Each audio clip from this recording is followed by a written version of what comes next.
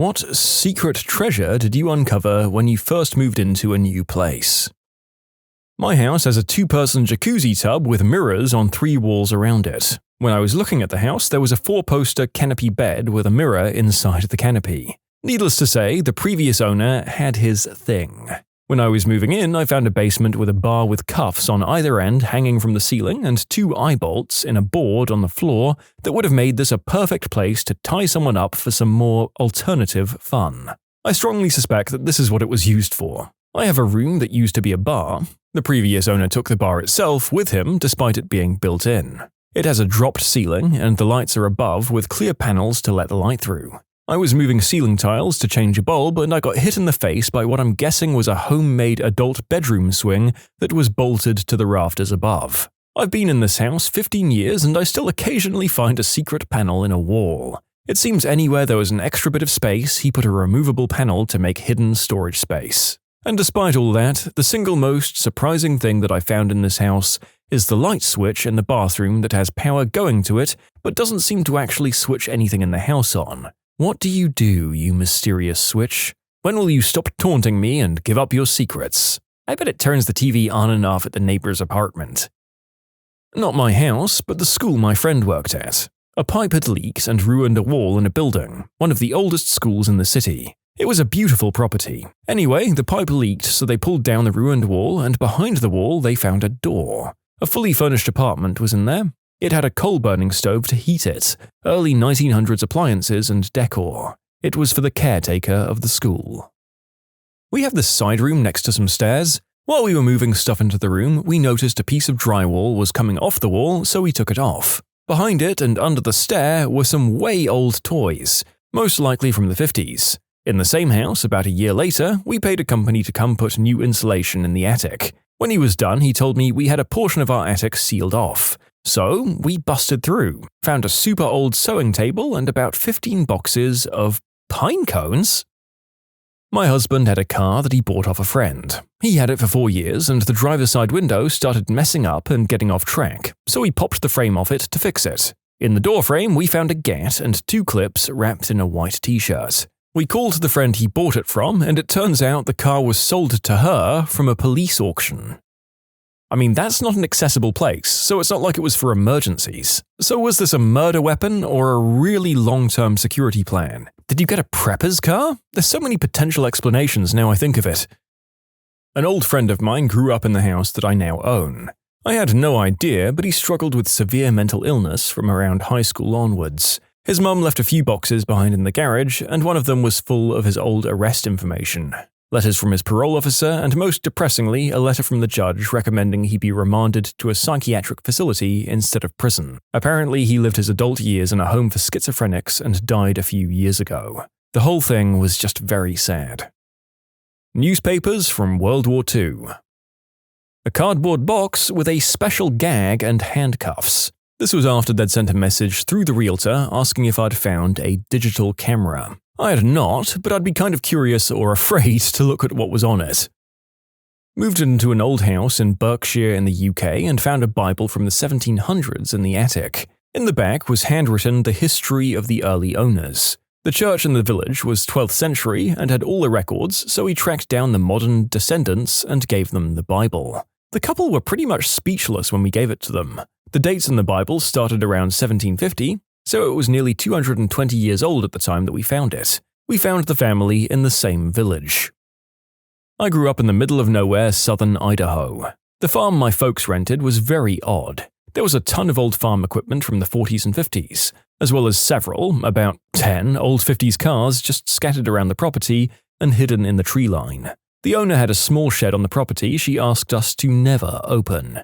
No worries, it sat between the garage and an old mobile home trailer that was never used. We moved away, and shortly after the owner died. New property owners went to the shed, found tons of old World War II and older equipment. Guns, bayonets, a Third Reich flag, all sorts of stuff. This shed even had an old-school dirt wall basement that had old radios and tons of other crazy stuff. Unfortunately, after the new owners started messing with the shed, the basement, being dirt and all, eventually gave way and a lot of stuff was damaged. They were able to salvage a lot and sold it all, so it worked out. The most I ever found was a previous tenant's adult magazine stash as a teenager in the old trailer. Best find ever. Hanging on the wall in the unfinished, closed-off part of the attic, we found a matted portrait of a man staring angelically off into space as he cradled a deer. Upon closer inspection, we realized that the man had an arrow through his hand where it lay over the deer, having protected it from injury. We call him Deer Man.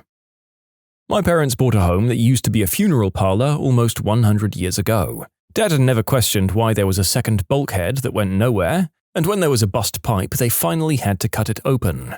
Inside, we found a small, walled-off room that had hundreds of old bottles, odd equipment, chemicals and perfumed salts, stained glass windows from the original building, and a few old ledgers and accounting books. My parents had no use for it, and a local antique shop owner and town historian happily took it when offered. We'd received some cool old copies of photos of how the house originally looked a few years later. After moving into our new house, we found around 14 grand behind the toilet. Apparently the person who lived in the house before us didn't believe in banks. I had a friend who found $200K cash in a paper bag in a bedroom closet in a rental in Shippen Cove area of Stamford, Connecticut. They turned it into the cops and had to make a list of people they'd told in case that person came forward lying to say it was theirs. After a certain amount of time it was theirs, net of taxes, of course. An uncomfortably obvious crystal lab and a secret passageway. The walls had been gutted, leading from a bedroom closet to a linen closet close to the back door. Also in the same house, buried in a pile of crap, an antique piano from the early 1900s. Had it been kept in better condition, we were told it would have been worth at least 10 grand because that particular model was so rare. My mum bought her house 12 years ago, but last year my mentally unstable brother kicked the front door down. The door had a giant metal lock on it. It didn't work, we just used the deadbolt, but kept the lock on because the house was built in 1795 and looked cool. The lock broke off and a bunch of little papers and cards fell out of it. Among them were CIA ID badges, business cards that had to do with cryptography, and other things that had to do with the CIA. A few days later I thought I'd look through the house in search of more CIA stuff and stumbled upon a World War II explosive round under one of the floorboards in the attic. That week was wild. The strangest thing we ever found was this really long, as in over a foot long, metal screw thing that was being used to hold the windows closed. We still have no idea what it could be used for. On the other hand, we buried all of our pets in the backyard, so the next person to move in has a bunch of tiny animal skeletons to discover when they start planting new trees or something. Earlier this year, I moved into a new apartment and found 4 unopened cans of 7-Up Gold in a gap between my kitchen cabinets and the wall. 7-Up Gold was discontinued in 1988. The seals on the cans had obviously failed long ago, and all of the liquid had evaporated or leaked out. There was about a quarter of a can left in one, but again, the seal was compromised and it was probably full of bacteria, so it wouldn't have been even remotely safe to drink. Razor blades. The double-edged ones from the old razors. They were in the wall when we opened it up to repair a busted pipe. I noticed a pile of debris in the wall and luckily happened to be wearing gloves. I reached in to grab the debris and throw it away and pulled out a handful of blades. There were several handfuls. I later learned a feature of mid-century modern bathrooms was a blade disposal slot in the back of the medicine cabinet. Super gross and creepy. Also, if you're going to move a bathroom wall in an MCM house, be on the lookout. A shotty and a Mary J grinder in the drop tile ceiling of the basement. Once again, this feels like a prepper thing. Worse ways to ride out the apocalypse than blasting out pellets while hopped up on the good herb, I guess. A box containing a ticket to the 1934 World Fair in Chicago. I'm not very tall. I was cleaning out my bathroom while preparing to move out of the house my family had rented for about 3 years. At the top of the closet, right at the back, were a balled-up pair of a stranger's used underwear that had apparently been there for at least 3 years that we'd lived there. That was gross. Found a full box of random crap in our basement of our apartment. Inside there was an Alcoholics Anonymous book filled with handwritten notes that progressively got less and less legible. Phone numbers, names, stories. We tried calling a few numbers and nobody answered. I think the woman died from her struggles. The previous owner's wife had passed away not long before we purchased the house. About a week after we took possession, the realtor called us and asked if we had found the owner's wife's wedding ring in the master bedroom closet. We had not. A few years later, we were cleaning on top of the kitchen cabinets and found the ring. Why it was on top of one of the kitchen cabinets, we'll never know. We were able to track down the owner and return it, however. We found a stack of acrylic paintings in the basement, all very amateurish. Subjects ranged from creepy little girls to 70s psychedelic undressed ladies. Realtor told the owners to pick them up or they'd end up in the trash. They showed up a year later asking for them. Bonus, junk removal guy loved the 70s undressed pictures and asked to keep them. We rented this one, didn't buy. Moved in and found a large sign in the rafters of the garage that had the words, Crystal House. It certainly helped connect the dots with everything else wrong with the place. You can submit your own stories to be featured here on the channel. The story submission link is in the description below. And if you want to listen to some vibey music in the background, check out easymode, also linked below, and subscribe. We didn't realize it while touring and doing our walkthrough, but all of the bedroom locks were from the outside. Every bedroom had a medicine cabinet as well. Oh, our house had that as well, sort of. 2 ground floor bedrooms could be locked from the outside and not unlocked in any way from inside the bedrooms. One bedroom had French doors leading to the yard, and one had a very large window that could be easily used as an entrance or exit, so it's not like they were interested in keeping people locked inside the rooms. More like, once there was someone inside of the rooms, they couldn't get into the rest of the house. The bedrooms also had motion detectors wired into the electrical systems that would set off an alarm. The disarm panel was by the front door. At the back of the drawer in the kitchen, we also found a copy of a restraining order against a family member that had required that person to relinquish all firearms. I have to assume these things were all related. Not a house, but a car. Bought home a used 2000 Explorer with a couple thousand miles on it. Saw a piece of paper behind the plastic of the glove compartment, back where the light bulb is. I carefully pulled it out. It's a white envelope. Inside is roughly $1,000 in various bills. We called the dealership to ask them what to do, but for some reason they either could not contact the seller of the vehicle or the seller of the vehicle refused to be contacted. I wanted to turn it in because $1,000 really frickin' helped me out. I'd be financially devastated if I lost that much. That was a good year. Huh. My kids found a crawl space up in my bedroom. They found Ken dolls with their hands melted and razors embedded. I did my best to lighten the freakishness and joked that Sid from Toy Story must have lived there. Change. So much change. Countless pennies, nickels, and dimes, with the occasional quarter sprinkled in. All in the ground around the house. To clarify, it was all coins from recent years, 60s, 70s, 80s, and so on. My family bought the house from a sweet couple who had a lot of foster children coming in and out of their home. We found toys, knives, contraceptives, and so much more in and around the house. Anytime we dug around the house, we knew we were going to find something odd. Maybe it was a house my husband lived in. It was like living with Sonic the Hedgehog. Coins bursting everywhere.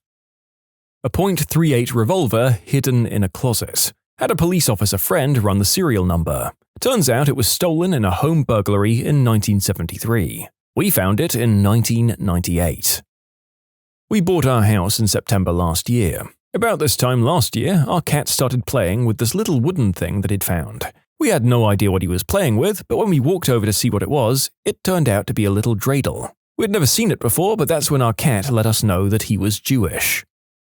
A colorized, as in the colors were filled in by hand, very large black and white photograph in an ornate gilded frame found in the attic. The photo showed a young child in a white lacy dress wearing a cowboy hat and boots, standing on the steps of a city building, think brownstone, with a pony. The house was in the Midwest and not near a city where such buildings might be found. It was an old photo, and you couldn't tell if this was a girl or a boy, since boys used to wear dresses. But what you could tell, and could not be denied, was that the child was the ugliest child any of us had ever seen. Scary ugly. I wasn't even envious about the pony. That kid was just so ugly. We hung the photo in a prominent spot and we'd make up a story about the person and pony photo, taking turns. We left that thing in the attic when we sold the house. It didn't seem right to take it. When I was mad at my parents, I knew that I'd forgive them and forget why I was ever mad in the first place. So in my anger, I conceived this plan to write down why they made me mad on a tiny piece of paper and hide it so I could rediscover it someday. I hid these little reminders in the wooden slats of my closet door. I'd stuff them in the little cracks of the baseboard, in between any chipping or peeling paint and the wall, and I never really discovered any of them. Whatever poor soul that bought the house after I graduated high school got to discover all the causes of my teenage angst. We bought a lovely but run-down old Victorian house. On the 3rd floor, the attic that we turned into an actual living space, there was "Kill You" written in crayon on the wall. It also had a secret stairway to the attic in the closet of one of the bedrooms. This was something we discovered ourselves when renovating it. We found the down staircase and then followed it to the nailed-shut door inside the closet. Very cool house, but in a crappy neighborhood. We eventually moved. There was no sign of hauntings. You know, you could have at least decorated that attic full of creepy memorabilia, placed a spooky-looking doll in a chalk pentagram, nailed the other door shut, and just left this as a story for someone else to write in the future. You missed an opportunity there. When my parents bought our house, they found old crates for oranges from 1957 in our basement. They bought the house in 2000. I've still got the crates. 10 years I've lived in my house, but until recently I'd never been in the attic. It had a push-up hatch, rather than a pull-down or ladder combo, so it wasn't very accessible. There was a weird smell one day and I was afraid something might have passed away up there, so I pulled out a ladder, lifted the hatch, and poked my head up there to check it out. Right next to the hatch in the attic was a huge pile of what looked like stuffing, but it turned out to be a gigantic, as in 6 or 7 foot, stuffed person. Like the biggest voodoo doll that there ever was, but all white. I tried moving it around a bit to get it out of the way, because it was insanely heavy and hard to move. It was torn in places and full of 100 years of dust, stuffing, and whatever the heck else, so yeah. I just left it in there, closed the hatch, and called it a day. The attic was full of doll heads. I left them in there for the next owner. My cousin found an honest-to-gosh hidden room. A bookshelf swung forward and revealed an unfinished place under the stairs. It had a water glass and some Star Wars books from 1996 in it.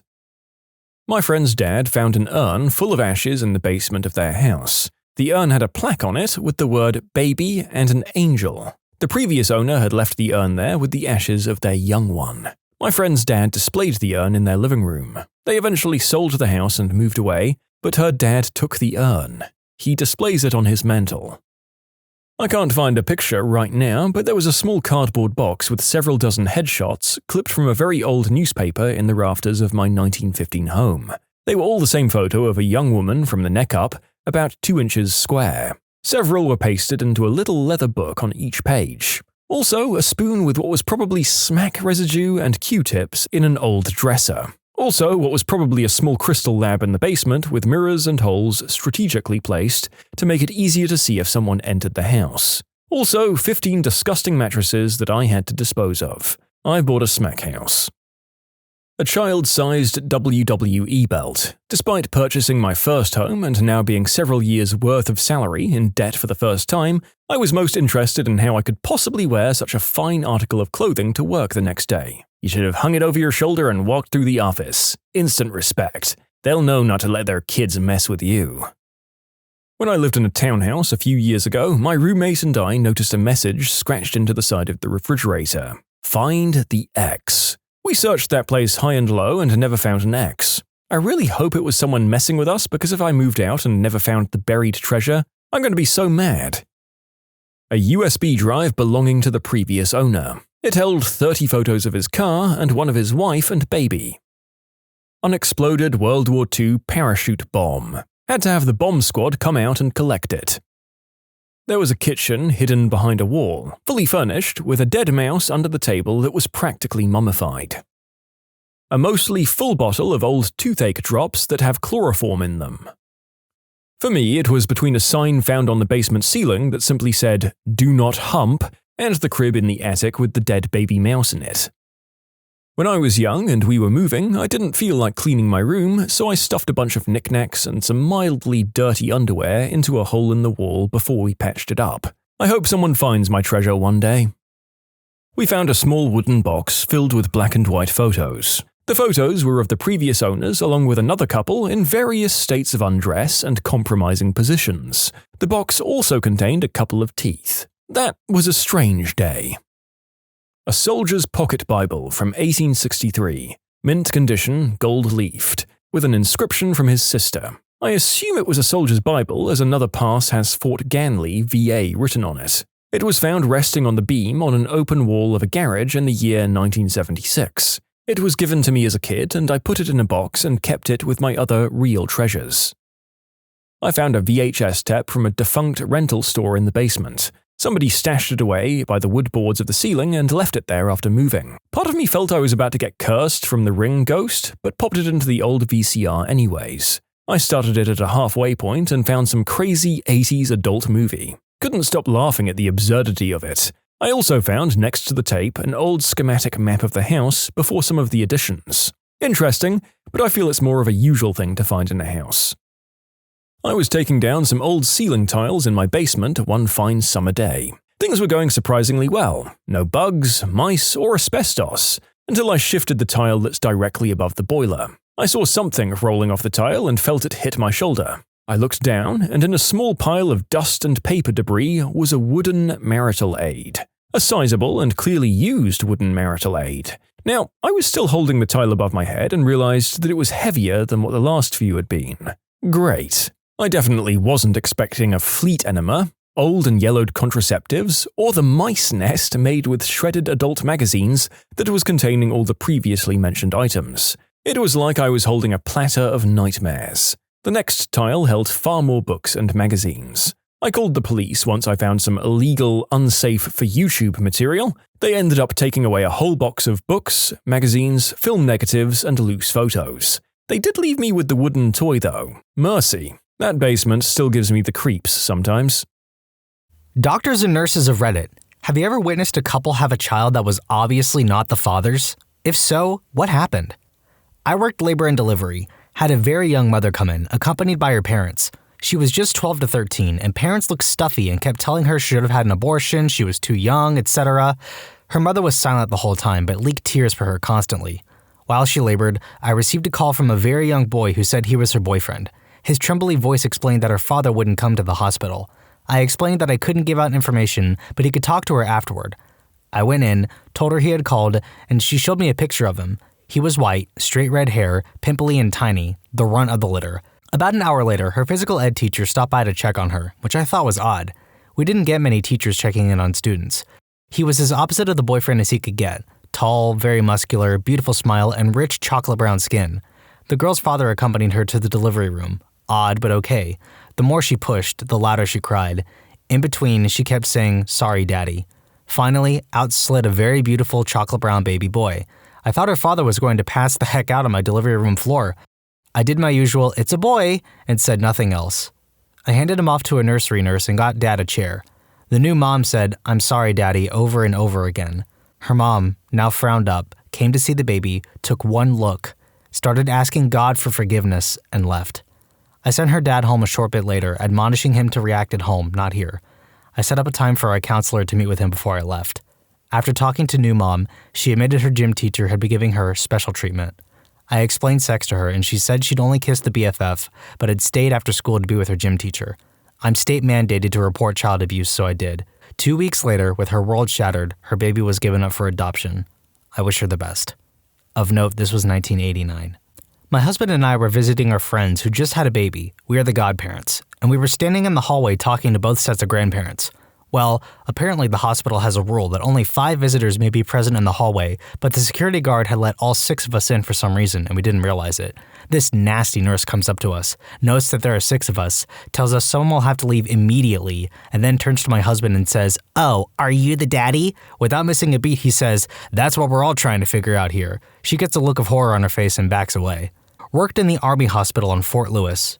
A woman came in for belly pain, and we found out and told her she was 10 weeks pregnant. The husband at the bedside started laughing, grabbed his coat, and left the room explaining to us that he had been in Afghanistan until 3 weeks prior. He looked back at her and just said, "Well, that's that, Brittany." I always liked how classily he left her while she just silently stared off into space. I had a vasectomy. While chatting with the doctor, he told me about another patient. This guy had 3 kids and came in for the snip because he and his wife decided they were done having children. The doctor opened up his sack and found nothing to snip.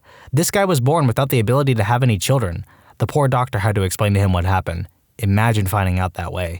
23andMe posts a 25% off coupon 2 hours after this post goes up. Oh! One of my favorite cousins just did 23andMe with her dad and discovered that they were not biologically related at all. This is especially horrible because my aunt, her mother, is one of the most ridiculously zealous and judgmental people I've ever met. She screams at the baby cousins when they don't behave perfectly. She literally threw a pocket Bible at a woman in a grocery store after the woman was on the phone and said a curse word or something. And she likes to send me unsolicited long letters about God's plan for my life. Surprisingly, her husband is the most fun and laid-back person I've ever met. He did not deserve this or her. I learned about heteropaternal superfecundation from a friend of mine. She is a 5'0" blonde white girl introducing me to her 6'5" black twin. Surprises for everyone that day. Not in the hospital, but a friend and his girlfriend were on again, off again, and she got pregnant. She swears it's his. He wants a paternity test. He moves in with her and her mom. She has the baby. Take the test. Test is taking a while to come back. Him and his family are over the moon with the baby. Kind of forget about it. Mentions it to girlfriend's mom one day and she says, "Oh yeah, didn't she tell you? Came back a while ago. Totally your baby. Awesome, all is well." A few months later, they're moving out and he finds the test in a box. Not his baby. I used to work in the newborn nursery at a hospital. We got the babies right from delivery, cleaned them up, footprinted them, checked vitals, etc. Dads usually came in with the newborns. This dad comes in with this baby. Dad is white, mom is white, baby is very obviously not white. The dad was very quiet standing next to this baby, watching us clean it up. He says quietly, "I don't think this is my baby." You could tell he was absolutely devastated. We advised him not to sign the birth certificate until he was sure. Not sure what happened after we sent the baby back out to mom, but I felt awful for the guy. My best friend was dating a girl and knocked her up. They got engaged and planned to get married right after the baby was born. There were about 10 of us in the waiting room waiting for her to crank out the baby. It was essentially her parents, his were in another state, some of her friends, and some of ours. After sitting there for about 2 hours, he walks out with a smirk on his face and says, "Let's go." We all thought something horrible had happened. Her friends asked how the baby is, and he said, "Fine, but black." He motioned for us to go, so we followed him. In the parking garage, he tells us to follow him to his apartment, then sends me a text asking I could put him up for a while. We literally moved him out of his apartment and into my spare bedroom in like an hour tops. Her parents didn't know who to be mad at. The confusion on their faces when he told them the baby was black was priceless. I was blood typing a newborn once. Mom was an O positive, baby was AB positive, which is more or less not possible. I immediately panicked because Jesus God, they mixed up the babies. Someone has the wrong baby. We're gonna get sued. We're gonna have to genetic test the entire nursery. What if they subpoena me for being the idiot who discovered the problem? I don't have insurance. What if they sue me? After repeating the test 3 times, I called the floor and told them that they'd either drawn the wrong baby's blood or they'd switched the babies because mom couldn't be the baby's mother. No, it was a donor egg. The redraw matched fine. Everyone was where they were supposed to be. Oh God, my heart though. I work in anesthesia. One of my colleagues had someone vaginally deliver a baby with Steve's lunchbox tattooed above the birth canal. The OBGYN said to the father after the delivery, "Congratulations, Steve." The guy replied that his name was indeed not Steve. Don't know if that counts. My wife is an RN/hospital supervisor. Code yellow is the code over the intercom for security or large male nurses needed. It rarely ever happens, but every now and then over the speakers you hear a "code yellow, labor and delivery." You know the reason. I used to work with a guy whose wife was pregnant. Near time for delivery, everyone at her place of business had a big party with gifts, money, etc. So, big day comes, water breaks, they get in car to go to hospital. She breaks the news on the way there that it's not his, the kid is into the race, and if he could just drop her off at the hospital and then leave, that would be great. He took a few days off work, found a new apartment, moved out, filed divorce, etc. He called into work and told someone what happened. News spread pretty fast. All congratulations cards, etc. were cleaned up and thrown away. Everyone was very sensitive to his pain. Except, somehow, I don't know how, I did not get the news. So on his first day back, I walked into the office he shared with 6 other guys and said, Hey, Daddy-O, how's fatherhood so far? Getting any sleep? Got some pictures? Let's see the little tyke." He slowly lifted his head to look at me with a painful look. The room was dead silent. One of his workmates stood up, grabbed my arm, and walked me out of the room, shushing me. "What happened?" I asked. "Did it die? What's the problem?" When he told me, I about died myself. I still feel bad for the dude, and it's been 30 years. "Sorry, can we just talk about the fact that she said, by the way, this kid is not yours, and if you could just drop me off at the hospital and then leave, that'd be great. Like, you can't just drop that on someone like that." I worked with this guy a few years back. Him and his wife were pregnant. They were super excited and shared the news with everyone and put stuff all over social media. So fast forward a few months, and the kid is unfortunately stillborn. They had a professional photographer come to the hospital and they did a series of photos, holding the baby, dressing it up, kissing it on the head, you know, usual newborn photos. The bizarre thing is they put them all on Facebook. I found it kind of morbid, but whatever. I've never lost a kid, so that's cool. One day at work, a guy from a different branch comes into the store and congratulates my coworker, slaps him on the back, and says all this stereotypical new dad small talk BS. My coworker informs him the baby was born dead. The other guy refuses to believe it and keeps saying, "F you, man, quit messing with me. I saw the pictures on Facebook." They go back and forth, and the guy finally realizes he's not being messed with. This was the most uncomfortable exchange I've ever seen between two humans. I'm not a nurse. My professor was a labor and delivery nurse, and she once saw a man running between two delivery rooms. Both women he had impregnated went into labor and gave birth the same day. Supposedly, the one he was married to was angry because the woman he cheated with was impregnated after the wife, but had her kid 10 minutes before the wife. Labor and delivery is apparently the most drama-filled section of hospitals. My significant other is planning to be a nurse, and he's going to work in labor and delivery neonatal this year, and I'm excited to hear any dramatic stories. My grandmother was a nurse. Once she was assisting with delivering a baby, and the ostensible father commented that the child looked good for a premature baby. Without thinking, my grandmother told the truth. That baby is not premature. So I guess I know where I get my social obliviousness from. A coworker's aunt just found out her dad wasn't actually her dad. So she was really big into genealogy and had mapped out her family tree as far as she could go.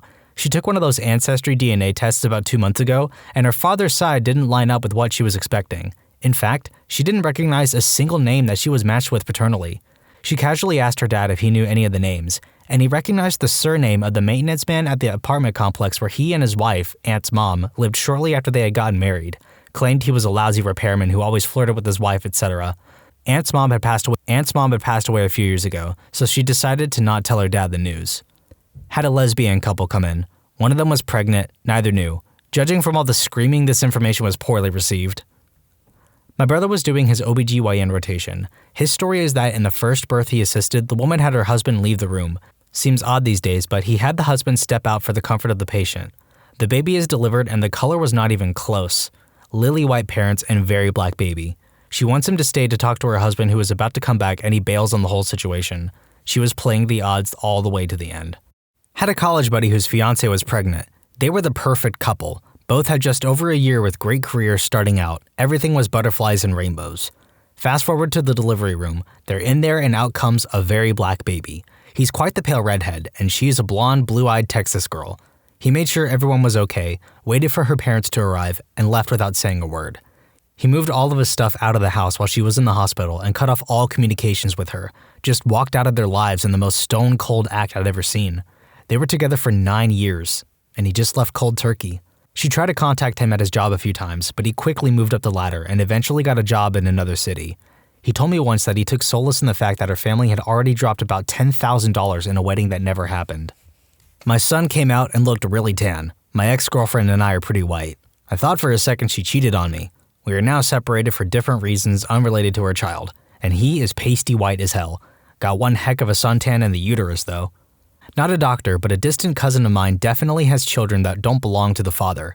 My cousin was adopted as an infant and was essentially a crack baby. She struggled with some developmental issues and has a low IQ compared to most, but she can still live on her own with little to no issues. She, a white woman, married a Latino guy, really dark brown skin, several years ago, and they had a son together who has dark hair, dark skin, and dark eyes. He is easily identified as their son. The real trouble happens years later. Her husband, who we'll call Javier, has some IQ issues of his own. Just a little slow when it comes to tasks and reasoning. Anyway, Javier is in the military and gets deployed internationally for about 6 months. When he comes home, his wife is 4 months pregnant. You do the math. He still believes the baby is his own, even after it's born with pale skin and blonde hair and blue eyes. If that wasn't bad enough, it happens again 2 years later with another baby. Same blonde hair and blue eyes. Everyone knows she slept with a different man. It was actually her high school boyfriend, but Javier still thinks the children are his. It's kind of sad, but at this point, there's not much you can do. He has raised the kids as his own. I'm a nurse, but this didn't happen to me. A friend of mine got pregnant in high school. She claimed it was our local doctor's son's kid, so he agreed to deliver his grandchild for free. Child delivered, and it was obviously half African American. Doctor's son and girl were both white. I think he still delivered it for free as he was relieved his 14-year-old son wasn't a dad. I'm too young to have witnessed it, but back in the late 50s or 1960, my uncle had an affair with a woman who later divorced her husband and became his wife. She had 2 children with her first husband, or at least that was the official story that everyone maintained. However, it was extremely obvious, based on appearance, that the second of my aunt's 2 children while married to her first husband was my uncle's biological child. She looked nothing like my aunt's first husband or her older half-brother and exactly like my uncle.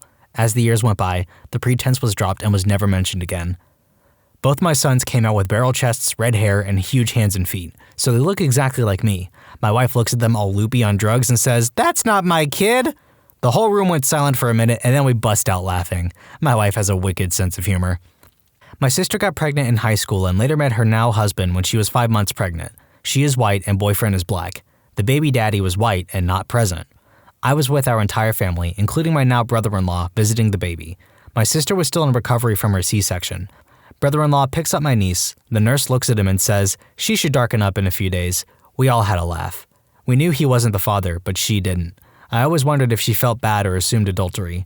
They have 2 more girls together and he was able to adopt 3 years later. Kinda happened to my mom. My biological father is Greek with very pale skin and my mom is a white Western European mutt. When I was born, I had very dark skin and a head full of thick black hair. He didn't seem concerned, but his mother freaked out, called my mother and grandmother not so nice names and left. My father ended up splitting on us when I was about 3 weeks old with no explanation. A couple months later, my skin lightened, all of my black hair fell. Turns out he was the father. We've never tried to reach back out to his family because in that first year of my life, they went through a lot of drama, including arrests, rehab stays, drive-by shootings, an affair followed by a divorce, another baby mama my mother didn't know about, the list goes on. My father and I tried to form a relationship when I was in high school. It went okay at first, and then it got weird very quickly. He insisted I called him Dad, insisted on regular visitation, routinely showed up at my friends' and boyfriends' houses causing a scene, insisted I get family pictures with his new lady and his 5 other kids. None of us had the same mother, and this is not including the baby he had and ditched before we got together with my mom. I regret ever trying at all. He and his family were and still are trashy hot messes, and I'm glad my family decided to keep me away from them. Cherry on top, he was working for my now husband's parents when my husband and I first met. Once his parents found out who he was and what had happened, they fired him so I would never have to run into him at their business. He had it coming anyway, so they were glad to finally stop making excuses for him and let him go. I was doing epidurals in residency.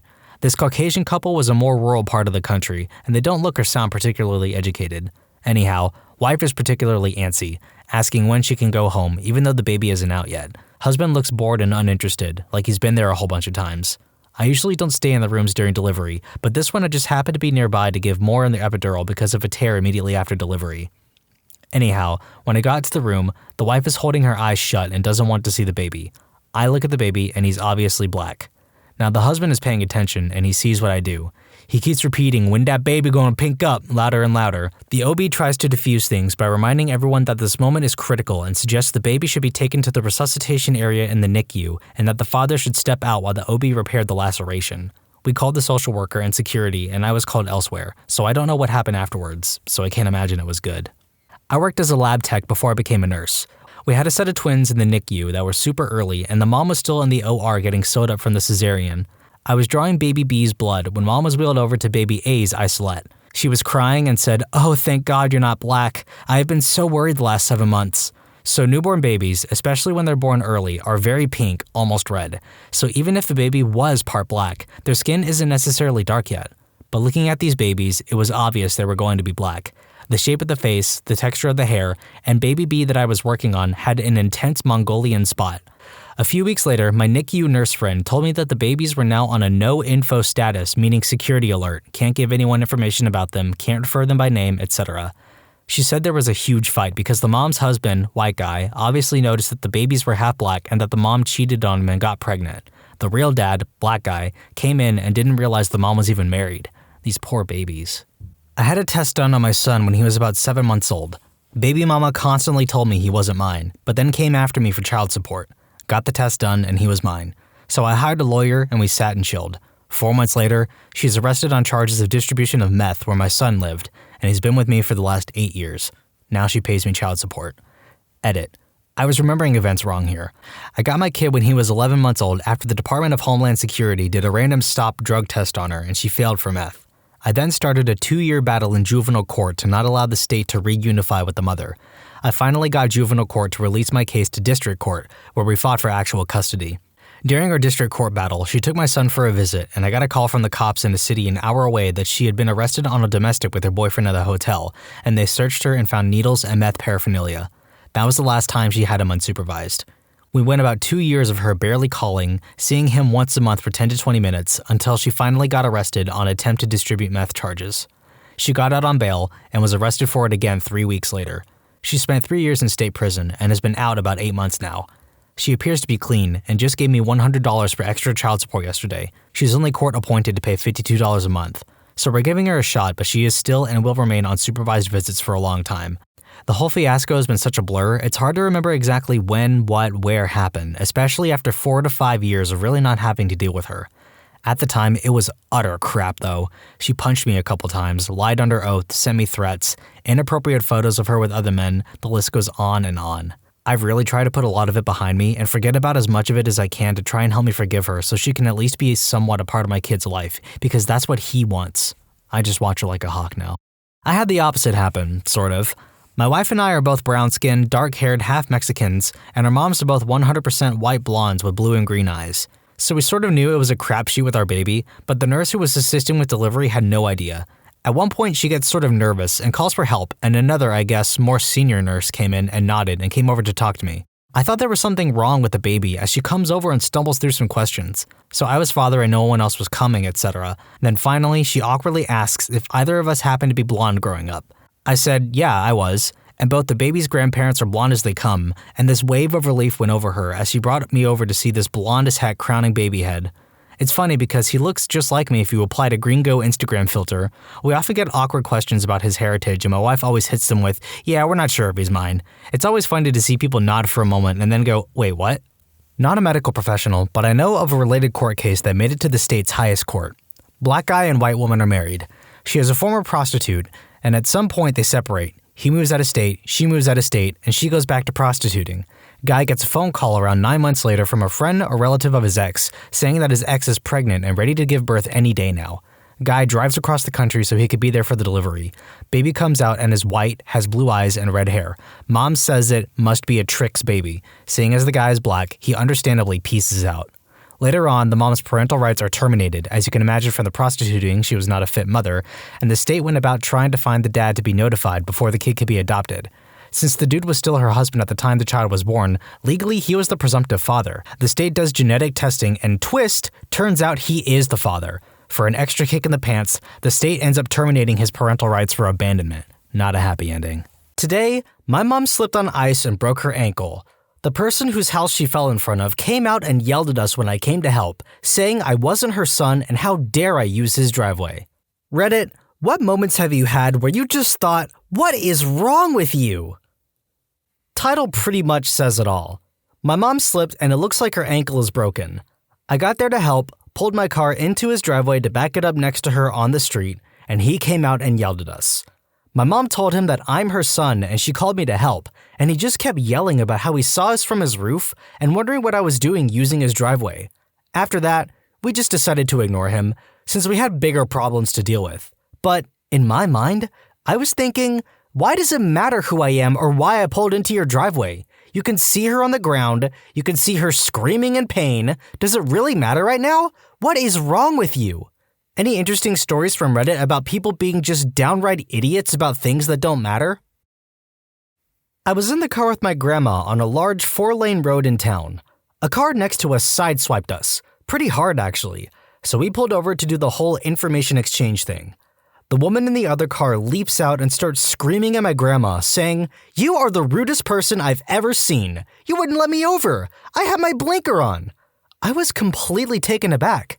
My grandma is the sweetest old lady, and had either of us actually seen her blinker, I know Graham would have let her over. But there was heavy traffic, and her car was directly beside us.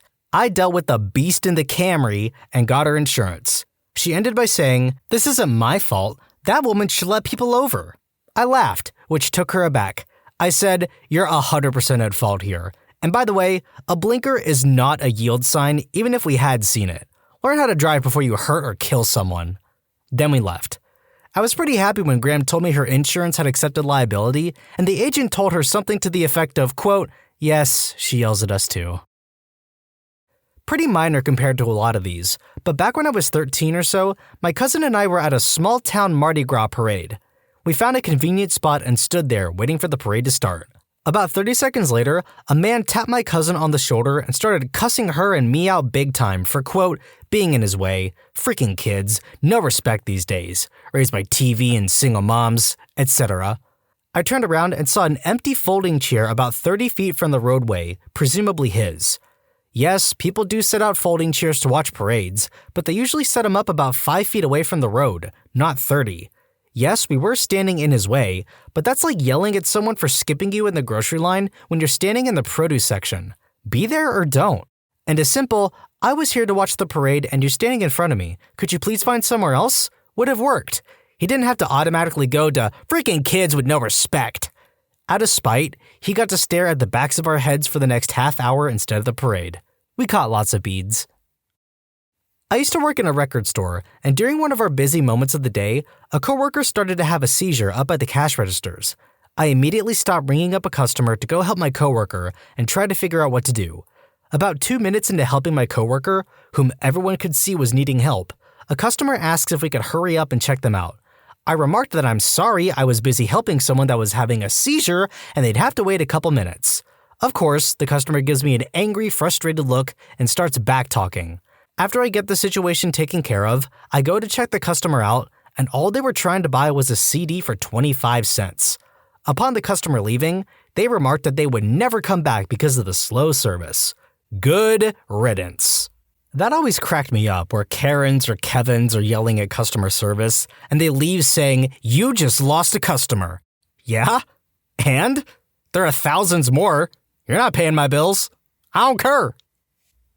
When I was 21, I got my first big kid job, so I decided to buy myself a new, used, car since my clunker was awful. I got a beautiful Pontiac G6. I loved it.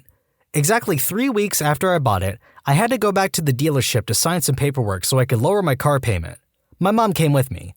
I was driving back home, going about 35 miles per hour, minding my own business, and this old man in a Chevy Avalanche, about 80 years old, pulled out of a parking lot right in front of me. Had he floored it, I would have barely missed him if I slammed on my brakes. However, he stopped to make sure nobody was coming from the other direction. I slam on my brakes, blare my horn, then T-bone his truck. The front end of my car was barely there, fluids leaking all over, airbags all in my face. My mom and I both got hurt, and this jerkwad decides to get out of his truck and start screaming at me, asking me why I hit his car, what is wrong with me, etc. I looked like I was all of 16 at the time, so I'm sure he thought he was right in his old brain of his. He kept physically coming toward me, swearing at me, screaming, even when the cop came. Finally, after 10 minutes of screaming, he asked if we were okay, to which my mother went off on him, that we weren't okay and he had no right being on the road.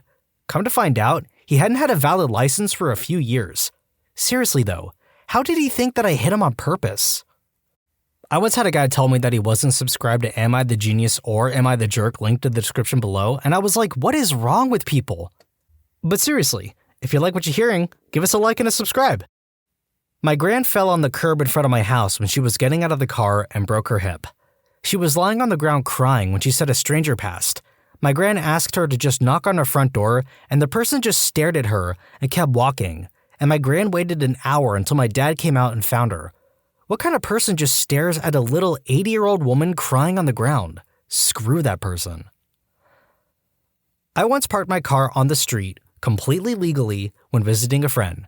Some guy comes running out of the house yelling at me, saying that that was his parking spot. He had a large driveway that could easily park 6 cars, but here he is, yelling at me for parking on the street I was completely and totally, morally and legally entitled to park on. I pointed to the street sign saying it was okay to park, and he yelled, "I don't care what the sign says, you idiot! Move your car or you'll regret it!" I ignored his threat and went to visit my friend. It was a late night, and I came out at about 3 a.m. to drive home, only discovered that someone, wonder who, had let the air out of all my tires. Luckily for me, I own an air compressor, so I hooked it up to my car's cigarette lighter and pumped the air back into my tires. For reference, this post was made 11 years ago, back when more than 2 cars on the road had cigarette lighters. It was cold out and not the greatest compressor in the world, so it was a miserable 20 minutes or so. Once I was done, I returned the favor, letting the air out of all of the tires in the 4 cars in his driveway as well as his boat trailer. I also superglued his mailbox closed. That made me feel better. I worked at a small, food stand-like place once in Disney World. We closed at 3 every day after lunch, and were right next to another food place that remained open. Well, this day, a man came up to our window at around 3:30. We had already closed everything, and demanded food. I told him nicely that all of our kitchen had been closed, but there's a similar restaurant, literally like 15 yards away, that served the same items. Well, he freaked out, started screaming and complaining about the service in front of his children and a bunch of other kids. He even called one of my coworkers a moron. I know he was fully aware of Disney's policies to never let anyone go unsatisfied. Maybe he'd get free stuff, right? Well, he did. Food and drinks. As he was given his food that came from the neighboring kitchen, I remember I gave him the most "what is wrong with you" look I had ever given, even in risk of losing my job for not looking, quote, Disney happy when around a guest. The part that tipped me off most is that he acted like that in front of his children and was rewarded. He didn't even say thank you. I was managing a restaurant on a busy weekend when the tornado sirens went off and the radio told everyone to take cover immediately. My hosts ran to take cover and call their kids at home. Some jerkwad customer decides to start yelling at me to seat him immediately, that was ridiculous, he didn't need to take cover. A tornado did hit, about a mile away. I was on the bus to a shopping mall and it was very crowded. Upon arriving, people massed for the doors, and when following behind the torrent of people, in my own pace, I suddenly see an old, 70 to 80 years, woman silently frantic, standing in the middle of the massing crowd trying to get the attention of someone, with tears streaming down her face. Everyone in the entire bus just went by her, some pushing, others commenting, but all ignoring. I ask her what's wrong, and she points to the front of the bus where I see a pair of legs sticking out below the bus, in front of the front wheel. I can't pull him out, it's my husband, she cries. Apparently, her very old husband was hit in the head by the mirror of the bus as the couple was waiting to get in, and he was unconscious and bleeding. The bus driver hadn't even noticed anything, so while I checked up on the husband, the bus driver closed the doors and initiated a pull-out into traffic. I had to slam the glass really hard to get his attention, and if it wasn't for traffic blocking the road, he would have pulled out regardless, thinking I was just a disgruntled, late, would-be passenger.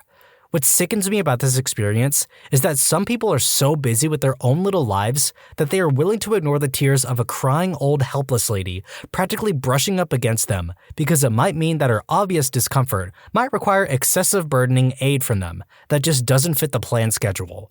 What is wrong with some people? Update due to interest. The man was, as far as I know, alright after I had pulled him out as gently as I could and provided basic care. I don't know the term in English, but I put him into a position I learned from first aid courses. He had taken a huge gash in the head, but when the paramedics arrived, they said that I did the right thing and will take care of him now. The paramedics' calmness was either incredibly professional and disconnected or just experienced, but I felt at ease afterwards. Never heard from them. For a while, I worked at a gas station, and most of the time I had to sit in a small building and just watch what went on outside. I was doing a bit of paperwork one day when I saw movement out of the corner of my eye. One customer was waving frantically to me, the pump hose in one hand with no nozzle and gas spraying everywhere. I slammed the emergency stop button and alarms started going off everywhere. I ran outside with the absorption powder to try to get this massive spill under control, and at the same time, I was trying to explain to the people that were coming up to me why the pumps weren't working. At this point, I was a bit unconcerned with customer service. My number one priority was to get this dangerous spill under control. The guy who broke the nozzle felt it was a good time to come up to me and tell me, quote, I need a refund for all that gas. You know, I understood that because the gasoline was shooting out onto the ground instead of his tank. He would eventually need his money back. But while the gasoline is still on the ground and I'm desperately trying to clean it up so that nobody gets hurt, that is not the right time to demand a refund. Fortunately, my manager came out. He had to call the fire department and tell them not to come, and he dealt with this guy and all the people that he felt the need to tell me that they were, quote, in a hurry and when would the pumps come back on. Every year there's a Greek festival here in Richmond, Virginia, and all the people in the neighborhoods around there get a little angry about it because of all the people parking. But some people take it farther and actually put out obstructions, like chairs with orange tape between them or cones, to block people from parking in front of their house. The problem with this is that it's public parking, so they're really just being crybabies, which is why I like to find some house close to the festival that's done this. I get out of my car, throw the cones into the person's yard, and park right there. Screw them. I'm only going to be at the festival for as long as it takes to get food because it's usually hot as heck. One time some guy came out screaming at me about how I was breaking the law and he was going to call the cops and have me arrested and my car towed. I just looked at him and said, "No, you won't, because I haven't broken any laws." So I got my food all boxed up and I'm walking back to my ride enjoying the heck out of one of the 5 euros I bought. One for now, one for later, one for later, one for my ex-wife, and one for her later. And I see a cop car blocking me in and the cop standing on the sidewalk with the jerkwad berating him. Cop had a very tolerant expression on his face, so I just walked up and said, "Hey dude, sorry, officer. I got all my food and I'm ready to head out. I've got the family waiting for dinner," holding up the bags. "Any way you can move the cruiser a few feet and I could be on my way? Or are you going to be busy for a while yet?" The jerkwad's eyes widen and he starts jabbering about how I'm the one and telling the cop to arrest me now, impound my car, on and on. Cop looks at me, gives me a slight nod, and says, "Nope, I'm pretty much done here. How are the lines? I'm kinda hungry, and the guys back at the station love gyros." So I told him the lines are moving pretty fast and the tzatziki was extra tangy this year. The jerkwad is just gaping at us. So the cop says, "Sir, if you don't take care of this trash by the time I'm done moving my cruiser, I'll have to cite you for littering. And don't block off the street again," and goes to move his cruiser. By the time I'm loading up and pulling out, with the wave to officer cool as heck, the jerkwad is dutifully picking up his cones and orange tape with a stunned expression on his face, like reality just came crashing down.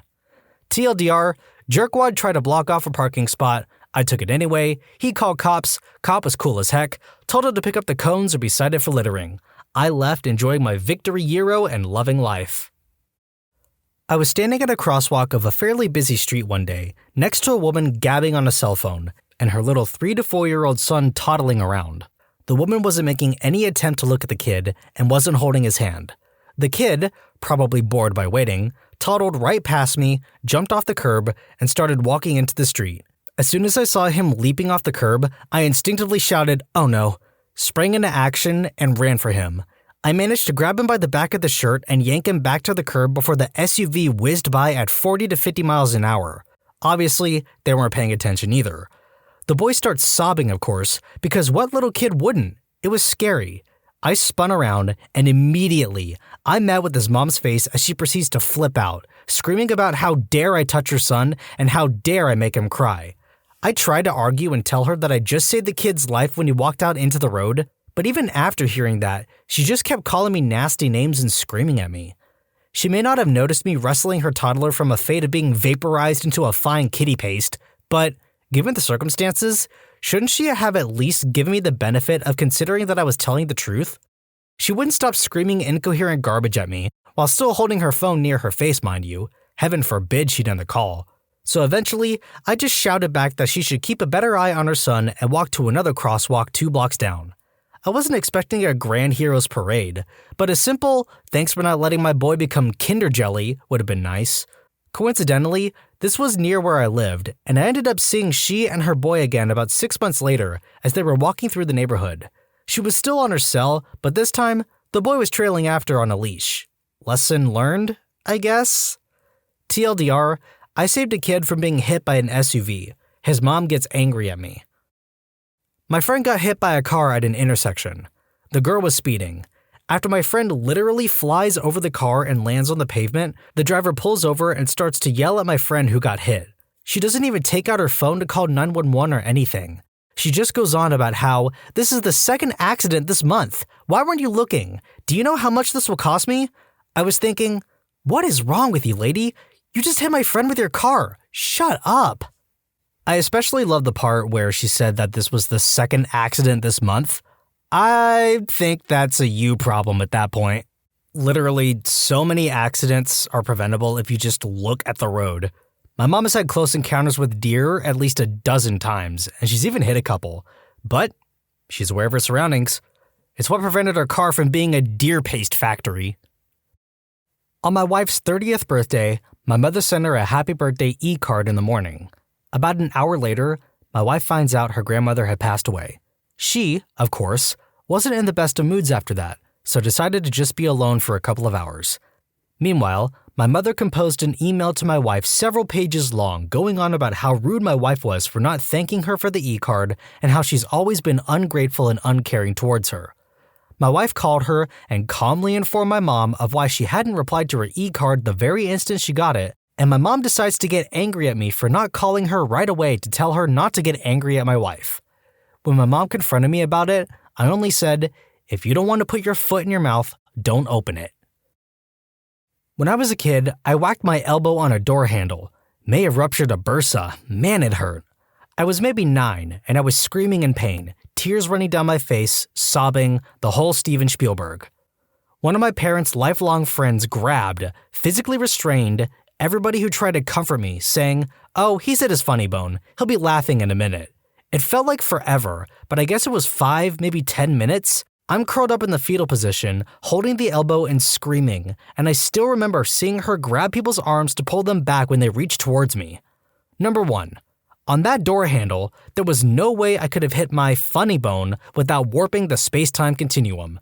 Number 2, who the heck has ever laughed from a shot on that exposed nerve? Anyone?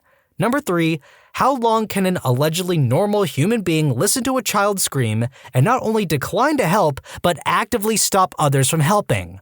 And no, the laughing part never happened. In related news, when I met her 10 years later, she was just as prolific a sour of sorrow as I had remembered. That woman never saw me sober as an adult. Every time she showed up, I checked out of reality until she was gone. I was out walking my dog because at the time she was cooped up a lot and I wanted to let her stretch her legs. We walked from our apartment complex to the neighborhood next door. My dog had already done her business, and I, a responsible member of society, picked it up and threw it away. While walking past a house, a woman runs out and starts yelling about getting her gun. I thought for sure I had misunderstood her, so I said, "What?" This causes her to run back inside and bring a large man out with her. "What did you say to my wife?" he yelled. I told him calmly that she came out and yelled at me, and I was trying to figure out why she was angry. She begins to scream about how my dog, this is the first time I'd ever walked in this neighborhood, was crapping in her yard and she was going to shoot me if she caught it happening.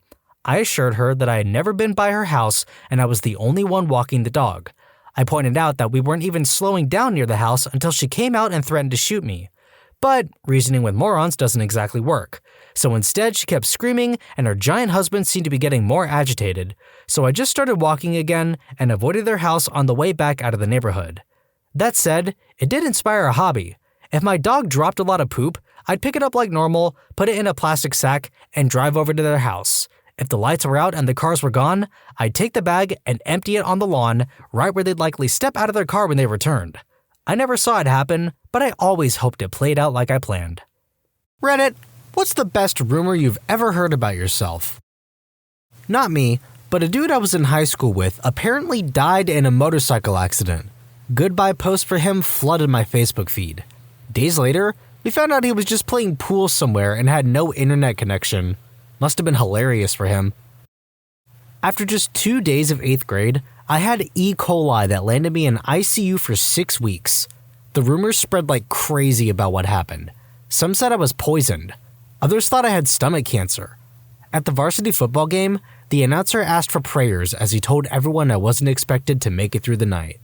No doubt I was really sick, but my favorite was that I was airlifted to Florida for a stomach transplant. Since no human stomachs were available, it was a cow's stomach that would be transplanted. The best part about that is, if the first one didn't work, they have 3 more chances. A few years ago, I volunteered in a desolate little village way up in the northwest corner of Georgia, the country. Then, as now, I was a brown-haired, blue-eyed, ginger-bearded, translucent-skinned Irish American. After 6 months of teaching, I left the village for a week or 2 of summer vacation. By the time I'd returned, a rumor had spread among the villagers that I was actually black. Dato told me that you are black. Okay, well, who told Dato that? He just said he heard it around. Alright, but look at me. How am I black? I don't know. They say that you are black, but you're lying about it. This went on for a month or 2. Then a rumor started spreading about the Irishman in the next village over that he had gone on a bender in Tbilisi, blown all his money, and hiked some 150 miles home. So that took the heat off me for a while.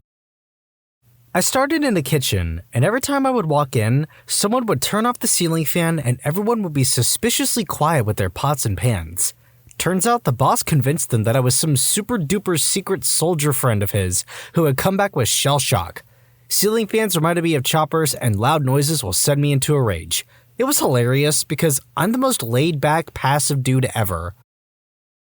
I got straight tackle hugged by the 300-pound guy who taught me how to fix Xerox copiers. He had heard one of his ex-students died, and he thought it was me, so when he saw me on the street, he was stoked. Pretty sweet, considering it was only a 2-week class. Was just recently. Apparently, I quit my job and started a poster-making business. Definitely not the case and weirdly specific. When I was in high school, I made out with a girl who knew one of my best friends. I found out a few days later, from my friend, that the girl was telling people we had slept together, and that I was apparently really good. We take those? When I was in high school, I burned my wrist while taking a pizza out of the oven, so I had to wear a bandage for a few days for it to heal. Some girl that was in my French class told people that I tried to end my life. She also asked me, "Did you end your life at one point?" Yes, I ended my life and I'm dead now. That's why I'm sitting here. Man, when I was in high school, there's this kid we'll call Micah. He was a straight up jerk. All the time. But he never touched me. He always just used words. Liked to talk a lot of crap about me, as much as possible it seemed. He started rumors about me all the time. And the weird thing was, I never really understood why. Like, I had never done anything to this dude. Anyway, in 10th grade, my mother, sister, and I went on vacation to Virginia, and we were gone for like a week. When I came back, everyone was keeping their distance and making weird faces at me when I walked by. My best friend came up to me and was like, "Micah told everyone your family all got body lice and you had to be out of school for a week while you were getting rid of it." I tried to shake it off and not worry about it, but it was really freaking bothering me. That day after school, I was waiting on my ride and Micah was also waiting on his ride. So I confronted him in front of like 15 other people and asked him why he was always talking crap and spreading lies. He tried to act tough a couple of times, but I wouldn't back down and told him, basically, in so many words, that this was going to be a fight and that we were past the point of talking. And that little coward ran from me. And so, a new rumor got started that Micah was a coward. Only that rumor was true. And then he later got kicked out of school for selling pills to people. So I feel like everything worked out in the end. That I was in a drugs gang and moved away from a city because of rival gangs. I moved from London out to the countryside when I was 14 to 15 because my family hated the city. Just before we moved, one of my close friends was murdered by a gang that thought he was somebody else. He was completely innocent. It was just a case of mistaken identity. There's a picture online of him, me, and a few other friends. Someone at my new school saw this picture and assumed because my friends were all tough-looking black guys that they must have been in a gang, and I was friends with a guy that just got murdered in gang-related activity. People thought I was awesome, and so many of the popular kids wanted to be my friend because they thought I dealt white powder. The funniest interaction was a guy who shouted something at me, and I just told him to screw off and walked away. He's twice my size and could easily kick my butt, and starts wanting to fight, but his friends quickly step in and say how he should be scared because I know people that would mess him up. All of this wore off once they actually spoke to me and realized I was just another nerdy kid that happened to be friends with tough-looking people, one of which was murdered. Basically, people from the countryside were scared of black people and anyone that is friends with them. That I was gay. Somehow, they knew before I knew. I saw in an online forum thread that apparently I've taken up pizza baking as my new career. When the moon hits your eye like when you press subscribe, that's amore. And subscribe to Am I the Jerk too. Link in the description. This week, she's sleeping with the boss. We saw them share a bottle of wine after work.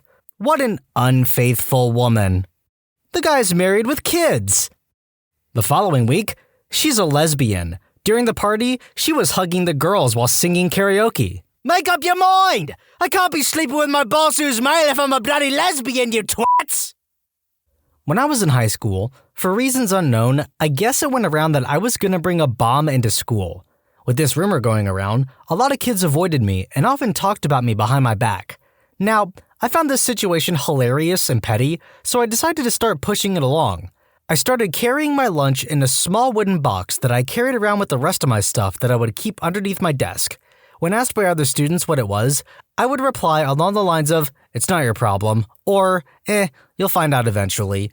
Eventually, this drew a lot of attention, and a couple days later, the principal called me into his office, stating that I was causing a mass panic, that he called my mother and that he needed to see what was in the box when she arrived. Alas, it was only my lunch, and I played dumb to the rumors, and my mother was angry that she came all the way here just to see what I packed for lunch. Great times. When I was 13, I was dating a 17-year-old cheerleader. A kid saw me going into her house a couple times a week and sometimes in the yard together. Truth, our moms were friends, and my mom hired the cheerleader to tutor me because I know math goodly. That I was dating an older woman for cash. It was in my last year in high school. I started to work out and wear clothes that fitted me better, and somehow people concluded that my transformation from ugly duck to not-so-ugly swan had something to do with an older woman paying me for intercourse. More than one teacher tried to help me to, quote, "get out of this life." God bless them. When I was 16, they had just put up goalposts in our local park.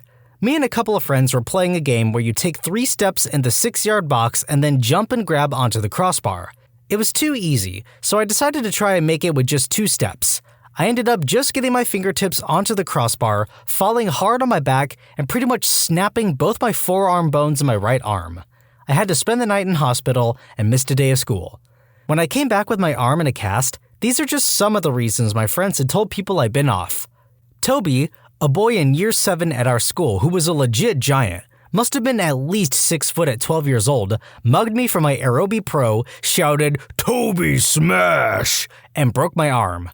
A huge dog knocked me down. I got hit by a car. I got hit by a car trying to get my Frisbee back from Toby. They pretty much changed the story for every person they told. We all got a good laugh out of it. Because I skateboard, I must love rough intercourse. I mean, I do love rough intercourse, but it's not because I skateboard? How are the two even remotely related? Visited Samoa in 2009 while a tsunami hit. A friend back home spread a rumor throughout our school that I was swept by the wave and broke both of my legs and almost died. Supposedly, 2 people cried for me. I returned to college at 30 after breaking up with my boyfriend and moving in with my sister. I made new friends, and most of them were couples, probably because my new friends were in their 30s and 40s. Lots of times, folks were having barbecues or dinners at their houses, and I was catching rides to get there with random sets of friends because the car I purchased with cash was a hoopty. Sometimes I stayed over at people's houses because I had to get up for school in the morning and their house was closer. Whoever picked me up that week was obviously the couple I was currently sleeping with. That rumor went around for 3 years before I figured it out. I used to work in a secondary school. The rumor with the kids was that over the summer holidays, I left to fight The Undertaker. I didn't put them straight on that one. Sports day in school. Girlfriend's best friend told literally everyone that would listen that when I sat down on the bench after my race, she could see my dink in the gap between my shorts and my leg and that it hung down by the side of my leg. To quote her, "He's hung like a horse." I'm really not, but I was grateful for the amount of female attention I received after that. When I was first starting out in the workforce, my boss liked to give me all the fire drills to figure out the solution to. One day, he yells over to me, "Noob, I hope you have your fire hat and suspenders on. This is a big one." Smart jerk me replies, "No, but I have a big hose." A woman in her 40s looked at me for a second, then fell on the floor laughing. The rest of my tenure at that company, I would occasionally hear folks talking about my big hose. True story. I had a, quote, screw buddy years back in Austin, Texas. We will call her Hooks. She was 100% liberated sexually.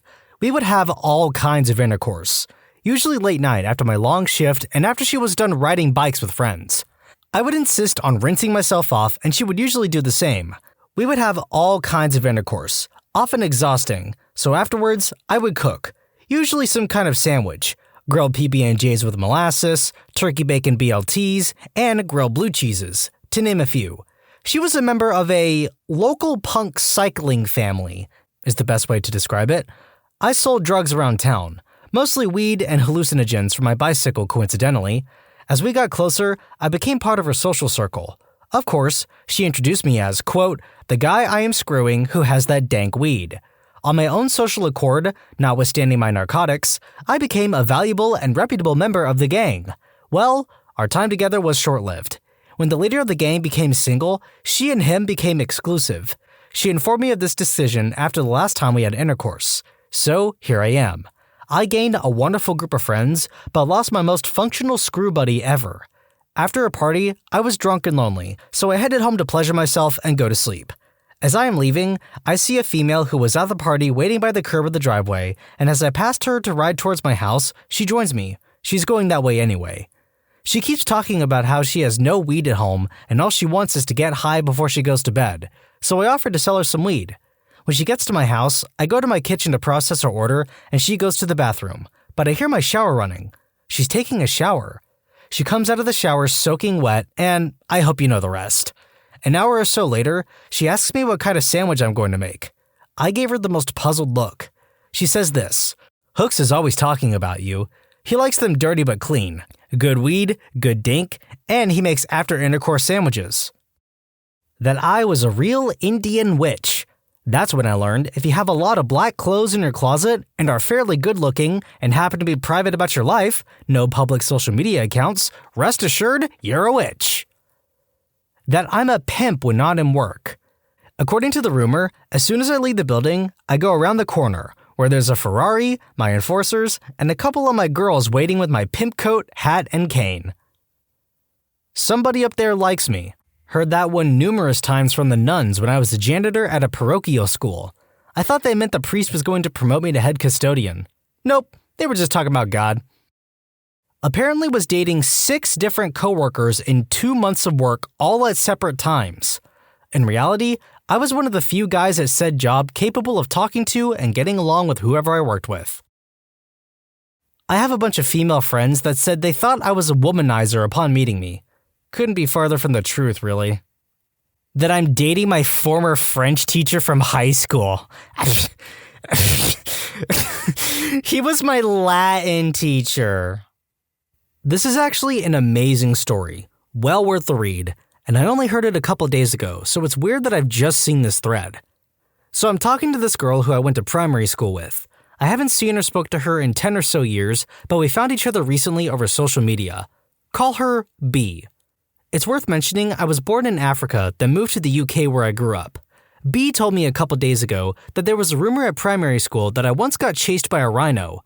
I was mixed race in a predominantly white school, so there was loads of excitement when I got there, but I never heard rumors.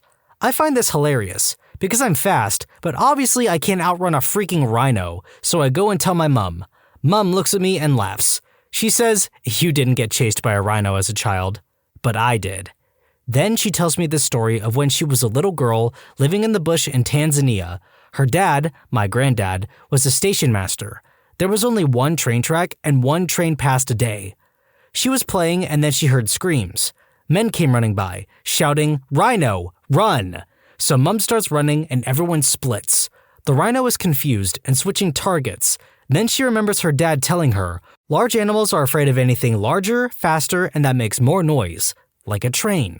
So she runs over to the tracks near her dad's station as fast as she can and crosses them, then turns to look behind her. The rhino is snorting and stamping its hooves and kicking up dust on the other side of the tracks, but it won't cross. She escaped near certain death. I never heard this story before 2 days ago, because I never heard the rumor about me being chased by a rhino. It's likely that years and years ago, my mom tried to tell someone in my primary school her story, and either due to English being her second language, someone misunderstood her and thought she was talking about me, or some kid overheard and bent the truth. But yeah, that's the best rumor I've heard about myself, which actually turned out to be the truth and not about me at all. My mom is a genius. If she panicked and didn't think of the tracks, no one would be alive to tell the tale. She also has loads of other stories of dangerous animal encounters from when she grew up that she told me after. Moral here, guys, is to talk to your parents more. I had no idea my mom was so freaking awesome. Slipped in some mud next to a busy road on my way to school and was so weighed down with bags I couldn't get up. Plus, my hand really hurt, which later turned out to be torn ligaments. Driver passing pulled over, instantly thought I had been hit by a car, so rang an ambulance despite my protests. Meanwhile, the school bus went by, and thanks to teenagers with wild imaginations, by the time I got back to school a couple of hours later, I had been hit by an ambulance, broken every bone in my body, and died. Someone even said, "We thought you were dead," when I walked into class. There was a rumor when I was in middle school about me being Jewish. It circulated for a long time, but didn't cause me any harm, really.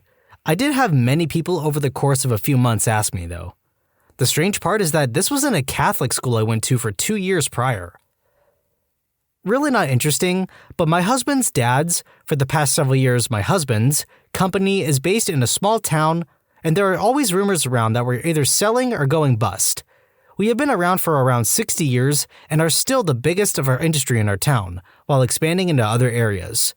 When a former employee turned competitor, we prefer to work alongside our competitors rather than hurt them. Started spreading the rumor that my husband was sleeping with the staff, I was ready to go postal on said former employee. Husband said, quote, "They've been trying for 60 years to bring us down. This isn't going to work either." And he's right. We're more successful than ever. TLDR, be graceful and hold your head up in business. Competitors will show their true colors. When I was in high school, I moved from Los Angeles to Columbus, Georgia, and switched high schools between junior and senior year there. Already being from California and talking funny, people kind of stayed away from me. When I switched schools in Columbus, I went from a mostly white school to a mostly black school. I'm black, but I didn't fall right into the sagging pants and lunchtime rap battles.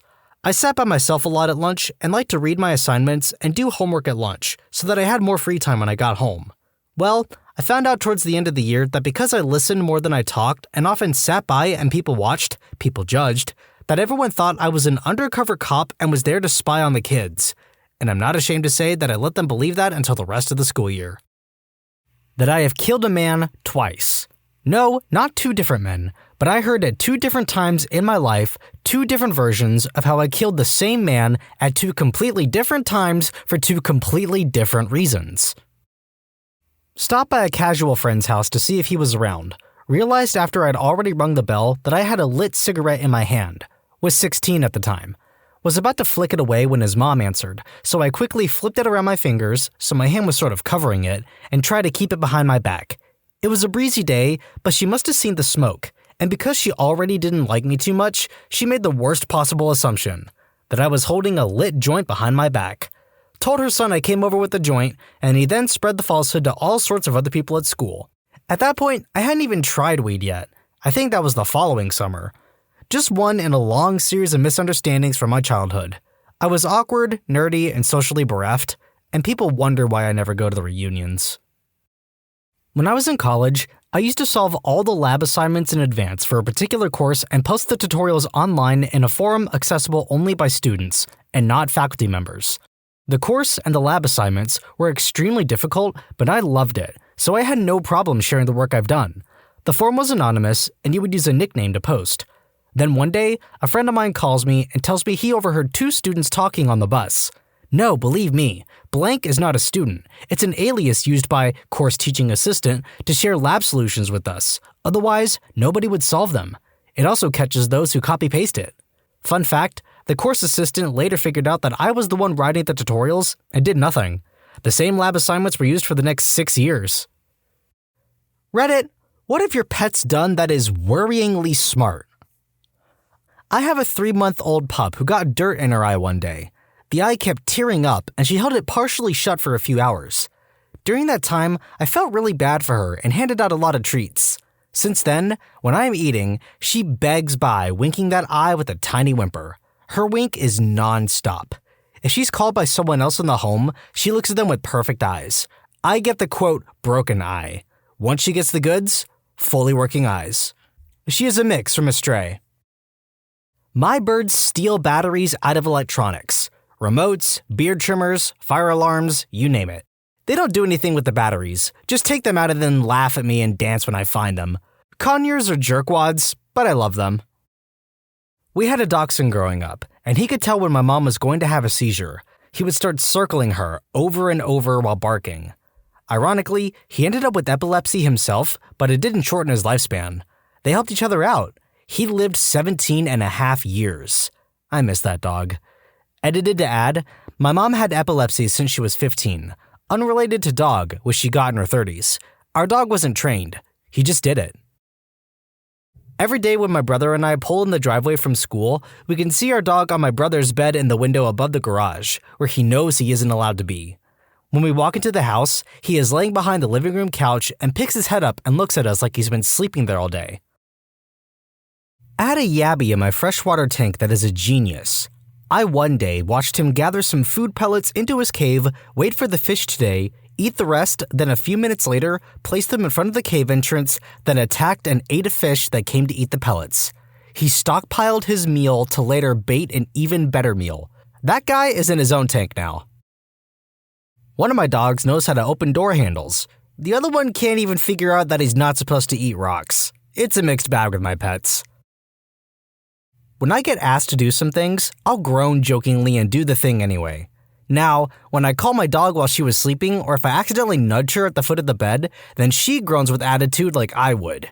Kind of adorable, kind of freaky. My cats teamed up and got the tub of butter off the kitchen worktop, took it outside, removed the lid, and had an all-you-can-eat butter party. This is just delightful. I am enjoying every single one of these stories so far. They figured out that if they want the toy or bone the other has, to go to the front door and bark like a stranger is walking up to the house. When the other dog shows up to assist in barking, run to get the toy. It's not just clever, but dishonest in the worst kind of way. Growing up, I had a yard that was surrounded by fence, except at the entrance where the cars came in at the front. My dog knew she wasn't allowed to go outside the yard. When we called her and she was out gallivanting, she would go to the neighbor's yard in the back, hop the fence, and come back over, then strut around the backside to the front like, "Hey, I've been here the whole time." I only found out because one day I was walking around the house calling for her and caught her. Sneaky girl. Every morning for breakfast, I always eat fruit, and that weekend there was a farmer's market selling fruit for cheap, so I bought a ton. I couldn't fit them in the fridge, so I left a few bags on the side in the dining room, reachable distance. I kid you not, I woke up and was surprised to see an apple next to me. Over the next few days, my dog would get up in the morning, go in the bag, and get a fruit to put next to me on the bed. He proceeded to do this for the next 2 weeks until we ran out. I thought it was the cutest thing ever, but a part of me is like, holy crap. I would do the old trick when my cat yawns to stick my finger in his mouth. Don't know why I do it. I guess it's just funny to see his expression when boom, suddenly, finger. So the other day he is sitting on my lap, and I yawn, he wakes up and does a stretch, perfectly putting his paw in my mouth, boom, suddenly paw. Still no idea if by accident or if planned. His smug expression afterwards made me lean towards the latter. One of my cats learned how to turn the internet off. I mean, he already realized everybody goes crazy when he goes behind the TV stand and messes up the wires. So when we're not paying enough attention to him, usually if we're on our phones or the computer, he just unplugs the router. I don't think he knows how much power he has. My dog knows my caller ID. I sometimes need to call home from my cell, and our home phone, quote, speaks the incoming call's caller ID. The only time my dog ever howls is when I call and the answering machine says my ID. She's done it when my mom is off somewhere else in the house and can't hear the phone ringing. She doesn't do it for any other phone call, even if I'm not home. I also tried calling while I'm still home to see if I can get her to howl, but she just looks at me like I'm an idiot. My dog also has 2 bowls, one for food and one for water. Whenever I give her some crushed ice to lick in the water bowl, she'll pick up chunks of the ice and put them in the food bowl instead. Apparently, solids equals food bowl, even if said solids turn into water. My dog understands Christmas. As in, he will sit where the tree goes throughout November. Once the tree is up, he'll lie beside it, crying. Once there are presents, he'll paw at them and carry them to us because he wants to open them. On Christmas, he starts trying to wake everyone up around 5 and begins howling around 7. And I kid you not, he will open his presents like a 5 or 6-year-old and excitedly run around with a toy or treat for a minute before looking for the next present. One year, we had less than 5 things for him to open, so he stole a present from me. If you've been enjoying these stories as much as I have, be sure to like and subscribe. You know the drill by now. Am I the Genius and Am I the Jerk? Linked in the description below. Thanks for watching, and please give your pets a little kiss on the forehead for me. My cat figured out how to fill up my bathtub. He learned how to close the drain and would turn the water handle and would just sit there and watch the tub slowly fill up. It took me weeks to figure out what was going on. When my dad was having a difficult time in life, he moved into my apartment. He's really into sports and mostly deaf, so when he enthusiastically cheers for his beloved Detroit Tigers, he doesn't realize how loud he is. One early evening while I was asleep, because I work midnights, the Tigers scored or something and my dad loses his mind, which woke me and my cat up. I grumbled and closed my eyes, but my cat Mike was not having it. She walked into the living room, and all I hear is my dad go, "Oh, sorry, I'll be quiet." And then my cat walked back into my room, jumped back on the bed, and we both went back to sleep. Edit: I adopted Mike from the Humane Society when she was 3. She came with the name Micah. I didn't want to give her an identity crisis, so I just shortened it to Mike or Mikey. I had a cat that learned how to open the fridge, and then my dog started begging my cat for food, and then the cat started getting into the fridge just to feed the dog. I patiently await the day where my pets decide to overthrow me and have me fixed. I'm not fighting it. That'll only make it worse in the long run. We used to keep my childhood dog in the garage while we were at school. She once found an old garage door opener, figured out how it worked, and buried it in an old dead potted plant in the garage. When we left for the day, she would nose around in the dead plant till the door opened and go play with the neighbor's dog in their living room, because she also figured out how to open their sliding door and let herself in. Edit: finding out was actually just luck. I had a half day from school. She had been getting out pretty much every day, and we had no idea how the door was getting opened. I was walking up the driveway, the door opened, and I saw her coming from over in that direction. Her nose had dirt on it, and there was dirt on the ground. Wasn't too hard to piece together once this happened. One of my cats systematically tests for weaknesses in my door. He jingles my keys on the wall. He knows that noise gets that door to open. He's finally managed to unlock the deadbolt with his little paw. If that jerk could turn the doorknob, he'd be gone. My fat cat has devised an alarm system by laying on top of my foot or having his foot touch my foot whenever possible so that when I get up, if he is sleeping, he will wake up just in case I am going to feed him. Not as much smart, rather worryingly calculated. On Christmas Eve, I was wrapping the cat's favorite treats because I'm that person. The 3 boys weren't too fussed about this, but Amber, the princess, wanted the treats now. Of course, she's a cat and has no concept of Christmas, so I gave her one of her normal treats and put the presents away. She was not amused by this. Now, the thing about Amber is that she never came upstairs. She had tiny little legs that made the journey too long, so she commandeered the downstairs instead.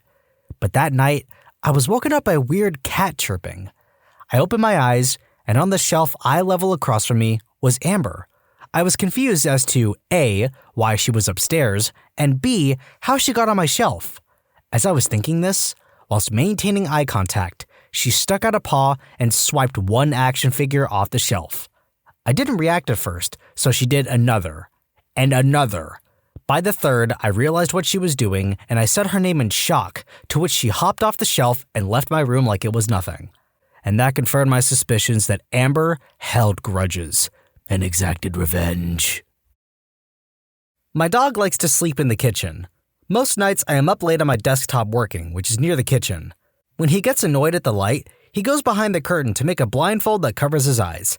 It could take him a few tries to get it just right. Back when I was a kid, my family had an incredibly intelligent Cavalier King Charles Spaniel. She had somehow managed to learn several dozen different words, to the point where we could tell her to go find certain people, to wait for us in certain rooms, or to pick out specific items from her collection of about 15 different toys. This dog would even obey remarkably detailed commands combining those elements, like, go get your hedgehog, then bring it to Dad in his office. Suffice to say, she was a remarkable pet. Now, this dog's favorite toy was a little stuffed animal that was vaguely shaped like a human, which we referred to as her, quote, baby.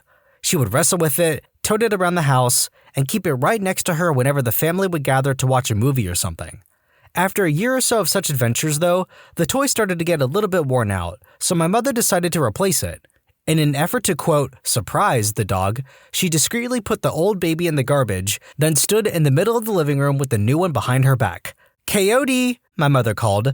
The dog's name was K-O-D, though we pronounced every letter. Coyote, come here! As expected, the dog came bounding into the room, a happy spring in her step. Where's your baby? Go get your baby! Everyone expected the dog to approach the corner where her toys were kept, discover the item was missing, then mount a search for it. She'd done similar things in the past after all, with hide and seek being one of the many games she seemingly enjoyed. But rather than behaving as anticipated, Coyote trotted over to the trash compactor and started pressing on its foot pedal with her paws. She wasn't heavy enough to get the thing open, but the intention was clear enough. In the end, Coyote wound up with 2 babies. TLDR, clever canine counters caper. I have 2 horses, Red and Mickey. They are yarded next to each other, and there was enough of a gap in the fence that a clever horse may work out that they can just manage to pinch the other's hay through it. Red took it a step further and realized that if he could steal Mickey's hay, Mickey could steal his. So he waits until Mickey is distracted by his bucket feed, and then Red takes his own hay from his own feeder and deposits it across the yard where it's safe. He then goes back and takes Mickey's hay and deposits it where it's safe. Then Red eats his hard feed and 2 lots of hay. We had to move all the hay feeders. My dog is afraid of the smoke alarm. After a while, he discovered the toaster could set the alarm off if toast burned, so he became scared of the toaster. Eventually, he figured out the noise the bread bag made as it preceded the toaster noise, so he became scared of that. Eventually, he figured out the kettle turning on usually accompanied the bread bag noise, so he became scared of that. Now we have just reached the point that he has figured out the time of day we go into the kitchen to turn on the kettle and open the bread bag, so he has scheduled his fear to that. I'm always blown away how he has been able to figure all this out. Not sure if it's really that smart, but it impresses me. Edit, to clarify, the smoke alarm has only actually gone off once or twice, but he remembers it well. We're also training him with treats to not be scared. He is also a Chihuahua cross, so being scared of noises is kinda his thing. Not current pet, but a dog I had as a teenager. Dog jumps up on the couch. Nope, you're not allowed on the couch. Go lie in your bed. Dog leaves the room. A moment later, he returns with his bed and throws it on the couch. Gets back up on the couch in his bed and stares at me. Fair enough. My cat learned to say my parakeet's name. Marmalade apparently isn't a difficult name to mimic in cat speak. Okay, you know I have to try it now.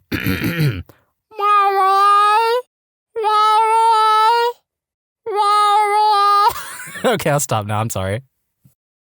My dog has crapped on the floor and casually placed my husband's underwear over it, stolen the cat treats bag and hid it behind the entertainment center, has been the only dog to break out of his boarding kennel, find his own bag, and walk around the front waiting for a walk. He's a jerk, but such a sweet baby. My cat taught herself to fetch and hugs my arm for attention. She learned that when I tap twice on a surface, I want her there. She follows me around because I give her hugs and food. She also knows that she shouldn't go outside, she was a stray, and stays clear of accidentally opened doors now. During my teens, I had a cat and a dog. The dog door that led outside had a door that we would close and lock with a latch. The cat learned how to not only shut the door, but lock it as well. So, she started locking the dog outside when we went out. He was a cowardly dog, so really she just had to sit inside in front of the door and he'd be too nervous to come back in. Not so much worrying as it is somewhat annoying and funny, but my Golden will walk up to the Xbox, look at the Xbox button, boop it with his nose, and wait for the light to turn on and the chime to sound, and then just walk away all satisfied looking. For a couple months, I would come home from work and notice the Xbox was on, but no, I had turned it off. I accused my fiancé of leaving it on until one day I was in the next room and heard the chime. So I ran in, and he was walking away from it.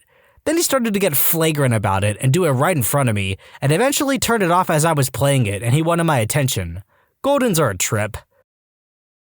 We were looking after a friend's dog. We came home from work in the evening with a huge pile of dirt by the front door. The dog, unlike every other time we came home, was lying on the couch looking very guilty about something. You know the look. It took us forever to figure out where the dirt came from. We had an old flower pot downstairs on a shelf. The pot had been emptied by the front door, and the pot returned to the shelf like nothing had happened.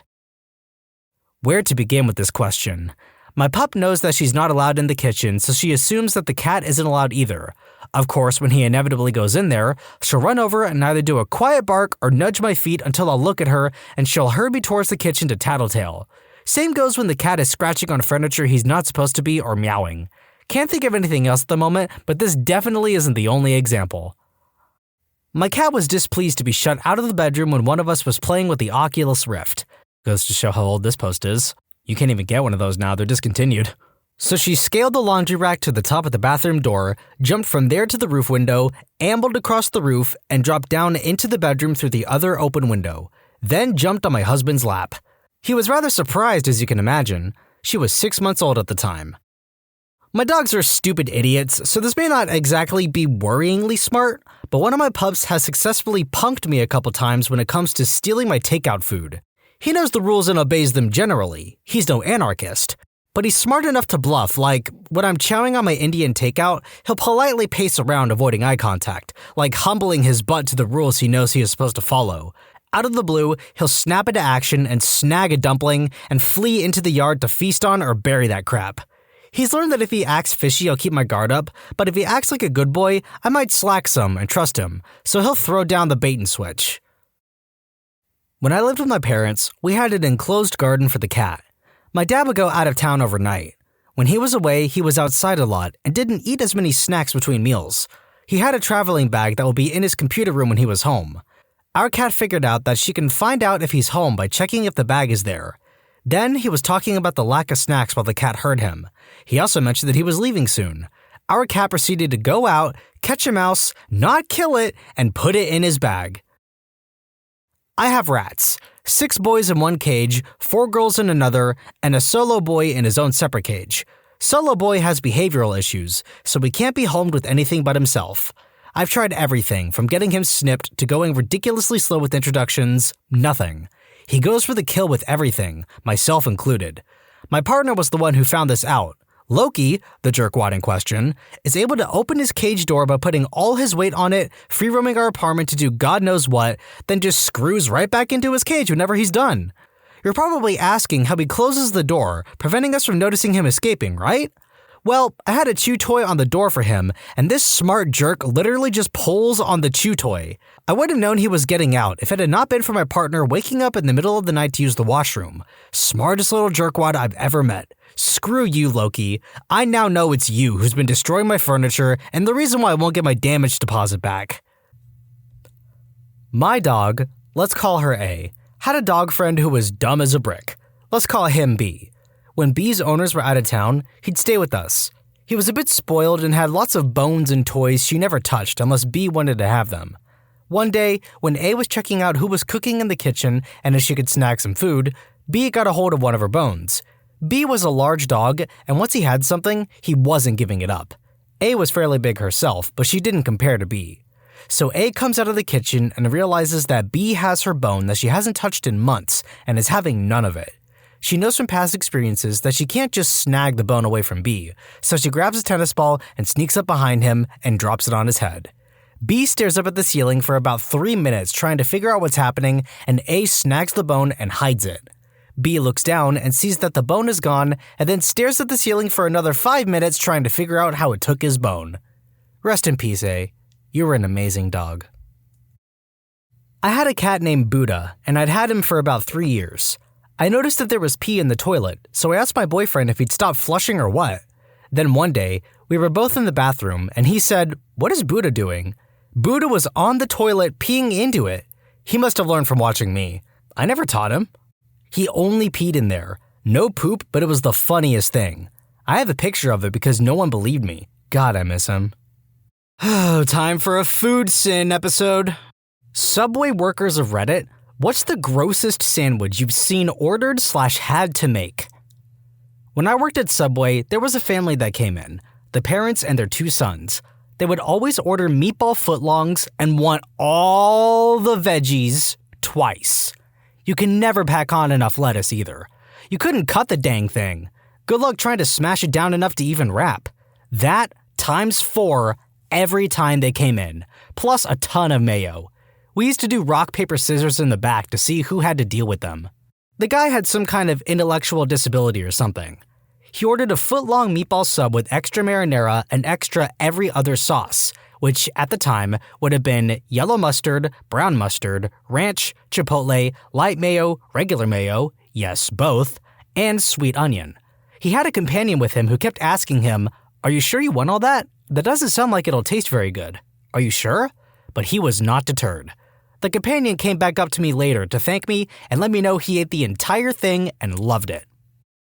This mom and her kid would come into my store every Wednesday, and after the mom ordered something normal, the kid, who would always order himself, would ask for a, quote, plain sandwich.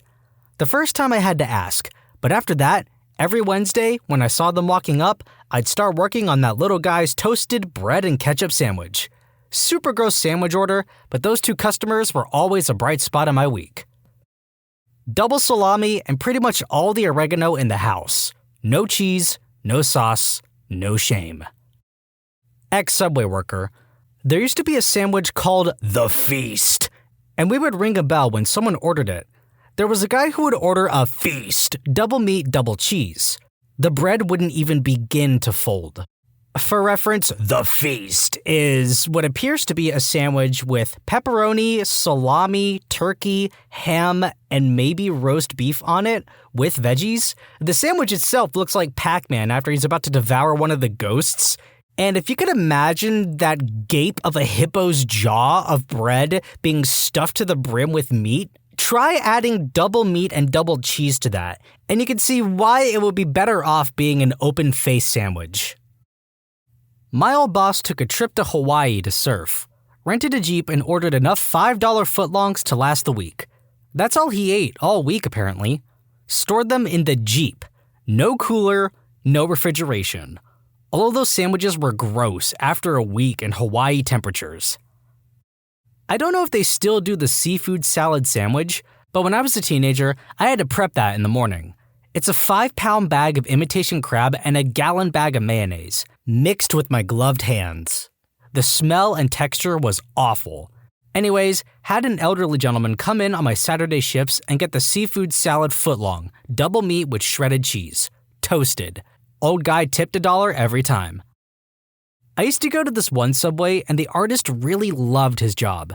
He got to be stoned and make sandwiches. He knew people's orders. He was filled with fun Subway facts. He was the best part of going to Subway. I asked him what's the weirdest subs he has had to make. He told me that a lot of people from the Philippines ordered the seafood sub with marinara sauce on it, at least in that neighborhood. He thought it was super weird at first, and then after several people ordered it, he tried it himself and said he didn't hate it. It is time for this story to be told. When I was a stupid high school boy, my buddy Rob and I used to go to the same Subway at least a couple of times a week. There were two workers there, Mary and Roland, and whenever they transferred, we'd follow them to some other Subway, because they were nice to us and sometimes gave us deals. One day I went in there and said, "Roland, I bet you can't make me a sub that I can't eat." Roland goes in the back and comes back with 2 big freaking slabs of processed turkey. When you order a normal sub, that turkey is all sliced up. This was not sliced. It was just a brick of meat about 1.5 inches thick. He loaded it up with all the regular toppings, no screaming hot sauce or anything, and said, "There you go." Stupid high school boy me thought, this fool doesn't know who he's dealing with. I ask for an edible, and he gives me extra meat. 10 minutes and this thing is down the belly hatch. But a strange thing happens when you have to chew large portions of processed meat for a long time. You realize why they slice it up like that. It's because it's full of big, disgusting chunks of gristle, blobs of fat, probably a beak or two, whatever made it into the turkey blender before it was pressed into a can. I can't remember whether I puked. Stupid high school boys puke a lot. But I do remember that I didn't even finish 6 inches of that thing. God bless Roland, wherever he ended up. Not only did he win the bet, he made a sandwich that still haunts my dreams 25 years later. Never worked at Subway, but I can tell you how to make any sandwich absolutely disgusting. Order it on flatbread, but don't let them toast it or warm it up. The flatbread tastes like Satan's skin when it's cold. Hey there, if you subscribe to Am I the Genius and Am I the Jerk, I might not judge you for your horrible Subway order. Link is in the description, and remember to support the video by liking and leaving a comment. Thanks for watching! Obligatory, I don't work at Subway, but I do work at a place that serves subs. Had an order for a while back for a chicken finger sub with hot sauce, tuna, pickles, and double mayo. Felt like I was preparing for a reckless eating video. Edit, for those who have asked, I work at a locally owned pizzeria. Okay, this contextualizes things because in my head, if you work at a pizzeria, the pizzas are really the main focus, not the sandwiches. So you have a specific way you make the sandwiches. and there isn't really a lot of modifications you can do. What I think this person did is that he saw that the place served chicken fingers and subs and had all of these toppings that were put on the sandwich and said to himself, oh yeah, I want all of that. He was just making up his own crap for the sake of making up a sandwich. Like, I hate the idea of the sandwich, but you gotta admire the man's creativity and opportunism. Okay, check it. Dude comes in like he's never been to a Subway before, which, that's okay. I'm ready to help. But he also acts like he has never had nor heard of a sandwich before. He gets the honey oat footlong, and that is where the logic stops. This joker asks, what's good? And I tell him that I like the meatball marinara. He gets that, with extra marinara mind you, and before I can even ask him about his cheese choice, he points to the tuna and goes, ew, what's that? I tell him what it is, he takes a good minute to think, and then he's like, okay, I'll get that too. I pause for a second, trying to process what he is asking me. Let me tell you, I take the title, quote, sandwich artist seriously, and I did not feel like an artist while spreading pasty tuna onto a marinara-soaked honey oat loaf. I felt dirty. So to follow this nutball's train of logic, he has me extra toast it without cheese, take it out, and he says two words that shook me to my core. Honey mustard. I'm an honest man, I like to think. A good man if I'm being generous. But I cannot think that any god would make me suffer for helping craft this abomination. I squeeze the bottle and give him 3 thick lines of that tangy god sauce. He says more. I give him more. I close it with an audible squelch emitting from the sub. I wrap it up, and when I look up to accept his money, I see his face. I see the excitement of a child about to go on a roller coaster for the first time. The guy is giddy, practically electrified with glee. I give him his foot-long effigy to sin incarnate. He leaves the store, and I go in the back to slice bell peppers and try to forget. Meatballs, teriyaki chicken, and salsa with all the salad and all the sauces. No, he wasn't high, and he ordered it like 3 more times. For breakfast, egg whites, American, and shredded cheddar, a double portion of seafood salad, toasted, oil, no vinegar. Had a few people that would order a double meat tuna sub and then want a ton of mayo added to it. Those sandwiches were already half mayo to begin with. I felt fatter just touching the thing.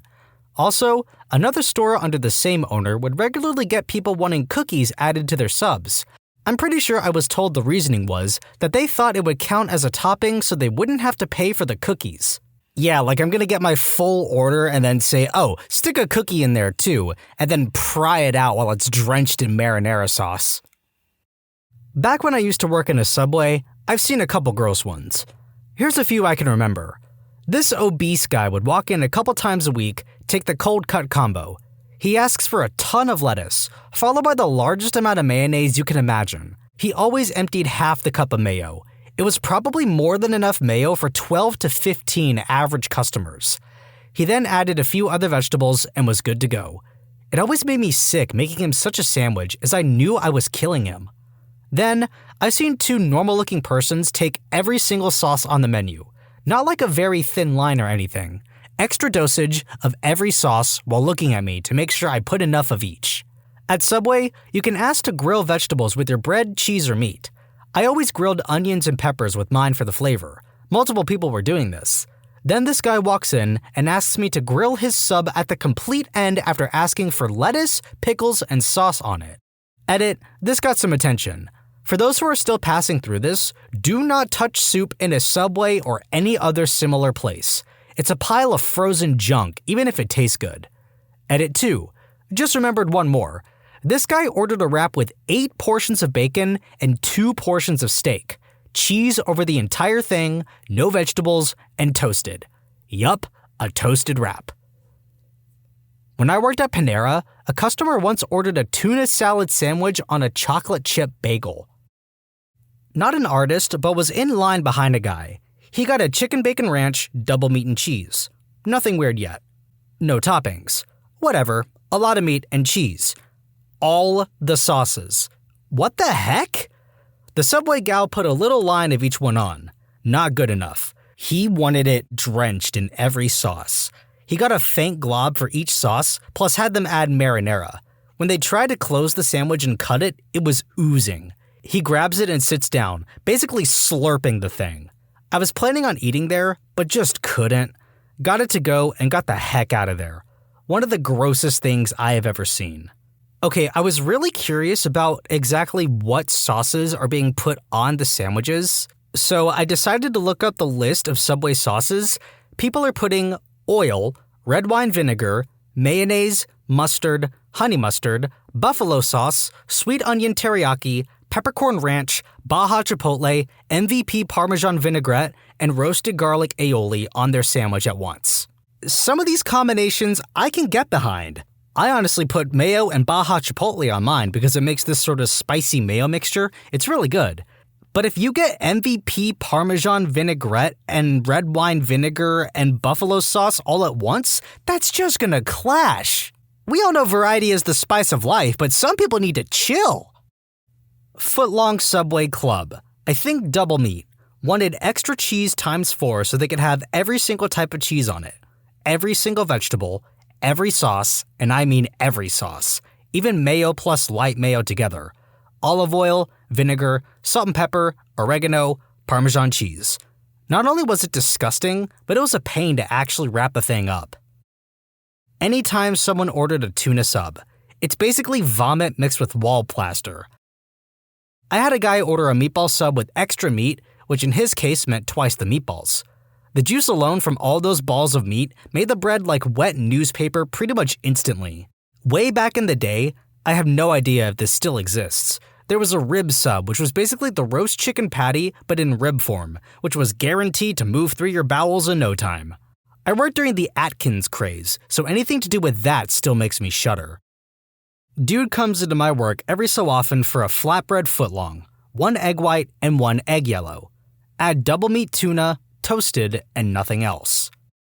I was a sandwich artist, thank you. Finally, a question I can answer that brings back the horrible memories of my soul-destroying time at Subway. There was this guy that I think was messing with me and the other girl there, but he ordered a foot-long wheat bread with every flavor of cheese we had on it, along with every condiment we had. Then, the man used a ketchup bottle he brought himself and used it all. His friends recorded him eating it, and I feel sick remembering it. This lady would come in every day and ask for a 6-inch honey oat, and made it very apparent that she wanted the bread soft. She had me put triple American cheese on it and 3 tomatoes and an ungodly amount of mayonnaise on it. That's it. Made me cringe watching her eat it. Hated that lady. I really hope that more people realize that mayonnaise is literally just like oil, eggs, and salt. And if you put way too much of it on a sandwich, you're just gonna taste oil, eggs, and salt. Like there's no other redeeming quality of that sandwich besides the fact that you put a gallon of mayonnaise on it. And it's not even like barbecue sauce, where the sauce is the point of barbecue. You may as well be eating mayonnaise out the jar with a spoon at that point. Late to the party, but this is hands down the worst sandwich I ever made. Dude comes in, orders a 6-inch cold cut, white bread. As I'm cutting the bread, he asks for mayo on both sides before the meat, so I do the old back and forth both sides. He looks at me and says, "Not enough, man. I want like an inch on both sides."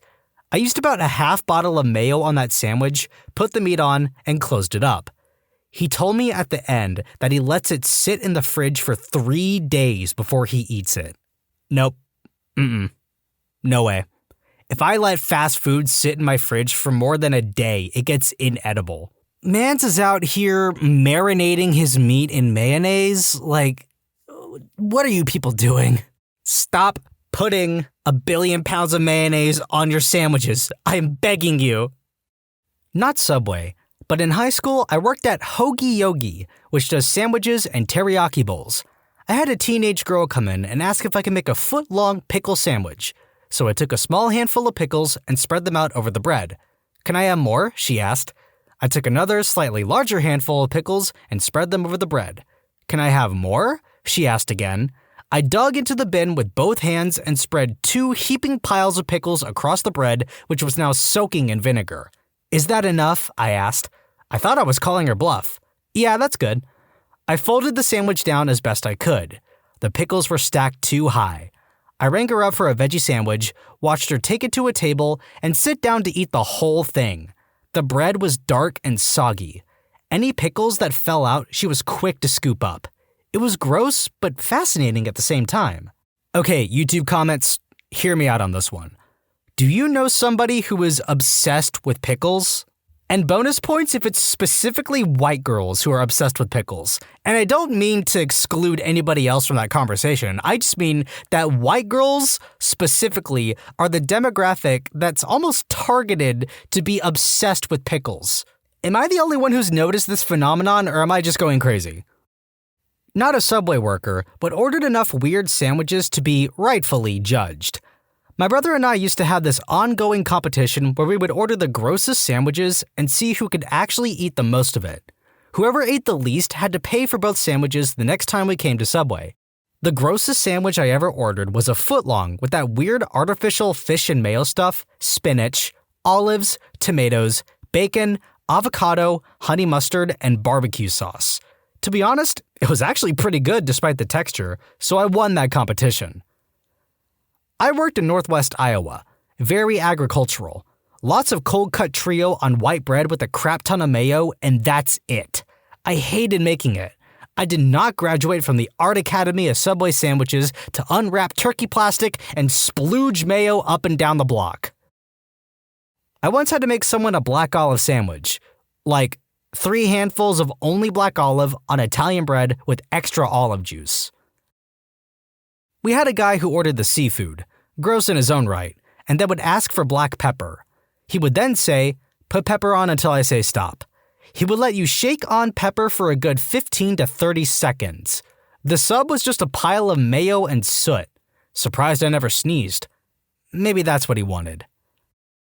I worked at a sub shop in Arizona, and this wasn't really gross, just peculiar. A girl would come in every Monday, Wednesday, and Friday and order a 16-inch sub with all the white cheese except yellow, and a, quote, 16-inch sub with 4 orders of bacon and no bread. I thought she was joking when she first came in, but I was subsequently reprimanded by the supervisor for laughing. Reverse. My friend used to work at a chain sub shop, and I love mayo. To screw with him, I would always just ask for unreasonable amounts of mayo on my stuff, because he thinks it's gross. He was about to ship out to the military, so before he left, I had to make me a meatball sub, but with no red sauce. All the red sauce had to be replaced with mayonnaise. He cringed, I ate it. It was a good day. In this thread, mayo. In fact, take a shot every time you hear the word mayo. I think you'll have less alcohol in you than these people have mayo in their systems at all times. Late to the party, but I've seen a Subway order that's shaken me to the core, and if I can spread the story to just one person, it's worth it. A lady in front of me orders a salad. So far, so good. Nothing to worry about. Then she says she would like it plain. The worker asks what she would like on her salad. She doesn't want lettuce, onions, or spinach. She orders 1 slice of ham in the middle of the plastic bowl, then she asks for pickles. The worker puts a handful on, but the lady wants more. I'm perplexed in line behind her, and it's starting to get hard to keep a straight face. The worker piles on another 2 full handfuls of pickles on. The lady pipes up, "Can I just get a little more?" The worker gives her a wary eye, but submits, and adds 1 final handful to her bowl. She proceeds to pay, her final order being 1 slice of ham and the remainder of the bowl filled with pickles. I'm sorry, is this defined as plain? Like, if you say you want your salad plain, wouldn't that just be lettuce? If it's just lettuce, that's fine. I won't judge you for being boring or basic, but I will judge you for calling your ham and pickle bowl a salad. Go to the store and get a jar of Vlasic pickles and a tub of mayo and a 6-pack of Oscar Mayer lunch meat, and you can make your own sandwich for less money and time that you would spend going to Subway and having it done for you. And the best part is that you can eat the rest of the tub of mayo, eat the rest of the jar of pickles, you can even drink the pickle juice for all I care. Just stop torturing these poor Subway employees, please! What was the funniest police encounter you've witnessed? I once transported a man who sang ABBA the whole 2-hour drive, I asked if he was on something in case I needed assistance walking him in once we got there. He said, "No, if I have to be punished, so do you." So then we sang ABBA together. It was awful. Did he know a bunch of songs or even one all the way through? Or was it just like, you can dance, dancing queen, over and over for 2 hours? One that my dad liked to tell. He was behind a car at a traffic light and noticed that the driver seemed very nervous and kept glancing in the rearview mirror. It was a long light, so he had time to run the plate to check for any abnormalities. Sure enough, the driver had reason to be nervous, as he had stolen a shiny new sports car, and the marked police car behind him seemed to have figured this out. For whatever reason, Dad ended up in a lot of car chases in the 33 years as a cop, and started carrying a helmet to keep from getting banged up as much. When the car came back stolen, he reached over, grabbed his helmet, put it on, and tightened the chin strap. Expecting the guy was now going to run as the lights turned green, he caught the driver looking back at his now crash-helmeted self and gave a huge grin indicating he was ready for an epic car chase. As soon as the lights turned green, the driver went through the light and pulled over before Dad even turned on the lights and siren. When Dad got to the window and asked him why he had pulled over, the driver said, "Sir, this car isn't mine, and honestly, I was gonna make a run for it, but then I saw you put a helmet on and I knew you meant business." Running a clearly intoxicated woman through SFSTs, or standardized field sobriety testing, I'm trying to check her eyes, which calls for her to keep her head completely still and follow my finger with her eyes only. Every time I move my finger to the side, she just keeps looking at my face. I remind her several times to follow my finger and eventually ask her if she plans on trying at all. She gently touches my cheek and in her slurred, drunken speech says, "How am I supposed to concentrate when you're so fricking handsome?" I was flattered. She later spewed on me at the jail. Ah, boozy and very flattering older ladies. I don't always miss working at bars with people like that, and I'm sure that any number of them could have ended up in a situation like this. The best one I ever had, I remember it was about 10 or 11 at night, not too early but late enough that it was easy to catch speeders on the highway, doing 30 or 40 over the limit. The speed limit was 90 km per hour and this vehicle is off in the distance and I clock him at a zoomy 70 km per hour. I think to myself that the only reason the vehicle is driving slow is due to impairment. I'm figuring an easy impaired charge. After pulling the vehicle over, I approach the driver, shine my light in, and see a very elderly gentleman. He looks at me and said something along the lines of, "Why did you pull me over? I know I wasn't speeding." I told him that I agreed with him, and after getting his license and vehicle registration, I told him I'd pulled him over for going so slowly, and that I worried he was impaired. There were no visible indications or odor of impairment. He let out a big smile and said he hasn't had a drink in over 40 years. Upon asking him why he was driving so slowly, when with very little traffic on the road most vehicles speed, his response was this: "Son, it was my monthly model train meetup tonight, and it's the one night my wife lets me go out by myself.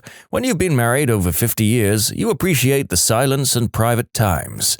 I'm in no rush to get back home." For our American readers, 90 km per hour is approximately 150,000 furlongs per fortnight. Wow, he probably averaged 40 rods to the hogshead at those speeds. Damn, that's a breezy 550 half-clops per daisy willow. Almost every time I've ever been pulled over, the cop takes my license and after calling it in, comes back with it and asks me to get out of the car. I get out, stand up, and they say, "Holy crap, I thought 218 centimeters was a typo." Then after some laughing and chatting, they let me go on my way. A couple of times they've even taken my photo selfie style. It's kinda funny and only the crustiest of the new recruits ends up writing me a ticket. I remember my friend and I were behind these factories that were near his childhood house. We always wanted to go back there and just look around. As we were down there, a cop car rolls up on us and I immediately thought we were going to get in trouble for trespassing. The cop asks my friend what we're doing here and then points to the sign where it said, "No trespassing." I was shocked by my friend's response. He begins to speak Spanish to the cop, telling him we were abiding by the law. He tells the cop in fake broken English, "We no trespassing. We only two people. Sign says no trespassing." I literally had to hold in laughter, but the cop burst out laughing and told us to go home. There's a homeless guy in my city who has a few mental issues. He's typically easy to deal with, so we normally leave him alone. But every now and again he'll do something that warrants an arrest or a trip to the hospital for a mental health evaluation, And when he realizes that he's about to be arrested, the very first thing he does is take off his clothes. This guy is about 5'2" and has absolutely the largest wang that any of us have ever seen. He'll then run into the street and dance with his giant dong flapping all over the place while we try to take him into custody. He will even occasionally drop a dookie during the process. Most of us officers who have some time will do anything to avoid him, or send the rookies to do the duty work. Ah, meat spinning the first-timers, I see. Good work, Corporal. You know what they say, crap flows downhill. My neighbor is a cop, and he just told me the story of how he pulled over a lady and her little 3-year-old kid who looked very frightened of him pulling over his mum. Before he could say anything, she said, "Oh, honey, don't worry. Police officers are our friends.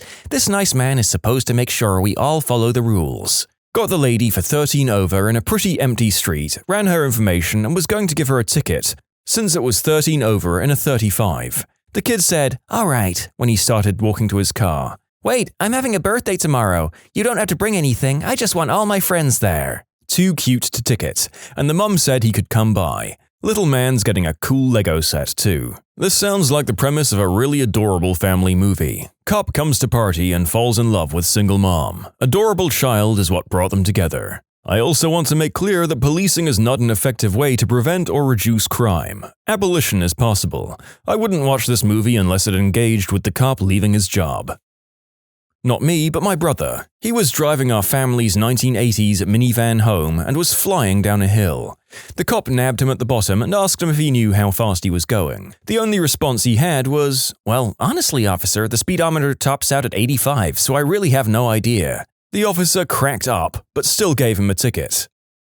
When I was still in field training, I was doing traffic stops with my field training officer, or FTO. We stopped this one kid who I felt like I'd seen before, but he also happened to have a warrant out. I said, "Hey man, I'm sorry, but it seems you have a warrant and I'm going to have to take you in today. Can you please step out?" He opens the door and glances back at my FTO and hesitated for a second. I saw him target glancing toward the parking lot across the street, so I asked, "You're not going to run on me, right?" And he said, "No ma'am, not from you. I've seen you at the gym." "But you'd run from my sergeant?" "Oh yeah, I've seen him at McDonald's." I couldn't hold it in. Haha.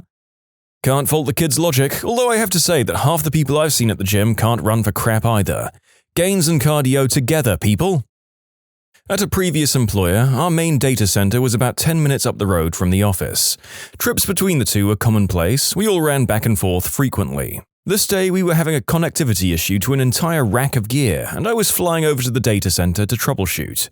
There was construction between the office and DC, and it had been there for weeks by this point. Fines are doubled in construction zones in the state I live in, and I'm usually careful to not speed in them because those tickets are expensive. Because I was mentally reviewing why we were down and in a hurry, I failed to see the motorcycle cop sitting dead center of the construction zone with his radar gun pointed in my direction until I was in third gear and 10 over the posted limit, which was 20 over the construction zone limit.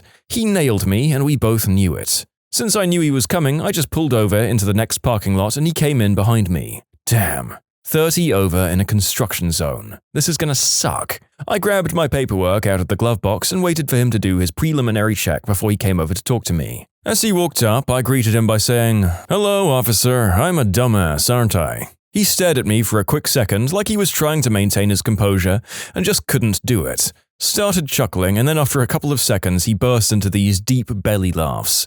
Probably laughed for a good 30 seconds before he responded, "Well, just remember, those are your words and not mine." I admitted to the offense, but asked if he could please get me back on my way quickly because I had this fire going on at work. He was really cool about it. He still wrote me the ticket, but it was for 11 over, and he put the location as an intersection that was past the construction zone. That was about $900 less in fines that I'd be potentially facing, and made it an infraction I could take traffic school for instead of paying the fine. Super awesome guy. In conclusion, sometimes being cooperative and lightening up a not-so-great situation does help.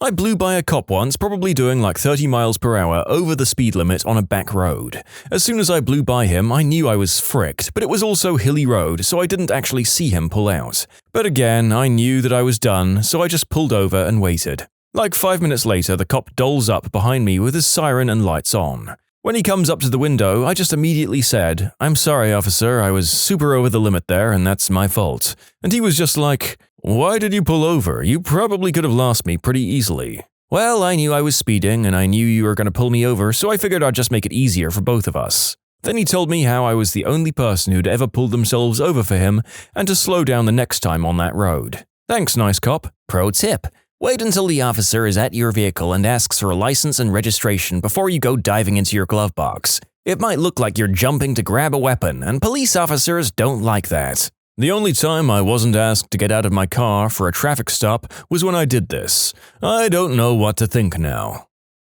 You can submit your own stories to be featured here on the channel. The story submission link is in the description below. And if you want to listen to some vibey music in the background, check out easymode, also linked below, and subscribe. Not a cop, but this happened when I was in like 4th or 5th grade as my grandmother was taking me home from school. Grandmother suffered from really bad IBS and was speeding to get home to use the bathroom.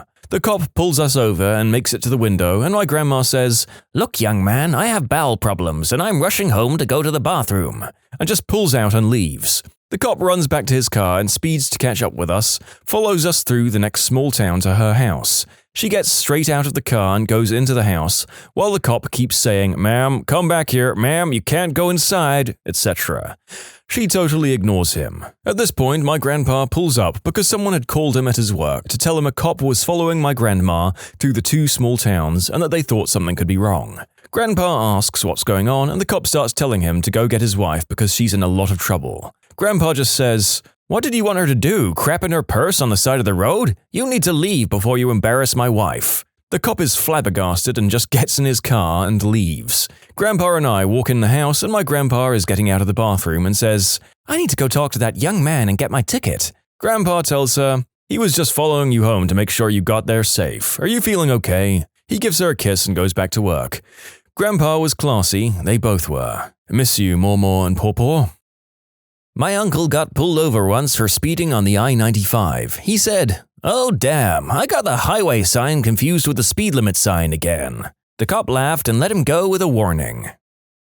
This happened a while ago while I was attending EMT training. In order to keep the class from driving us all crazy from boredom, the other students and I would sometimes joke around and pull pranks on each other. One day, as we were all leaving and getting ready to drive away, I had the brilliant idea to roll down my window and pretend to get a call over the radio. After announcing that I was en route to the scene, I grabbed a suction cup adult eggplant toy that I'd hidden, purchased and used specifically for the joke, was destroyed after completion of said joke, by the way, and slapped it on the roof of my car like some kind of old-school-styled blue light. I then proceeded to scream like an ambulance siren and floor it out of the lot, much to the enjoyment of my classmates. On my way home, I was doing slightly over double the speed limit on a large highway when I saw flashing lights behind me. Being a stupid teenager, I decided to take an exit and then get back on the other side of the highway. I got pulled over, but only then realized that I still had a rubber member sitting nice and tall on the roof of my car. My greatest fears came true when the officer walked up and recognized me from school, as he was the school patrolman. Miraculously, he let me go despite the absurd speeding and possible evading. In conclusion, I was an idiot, my car had a member, and the cop luckily wasn't a member.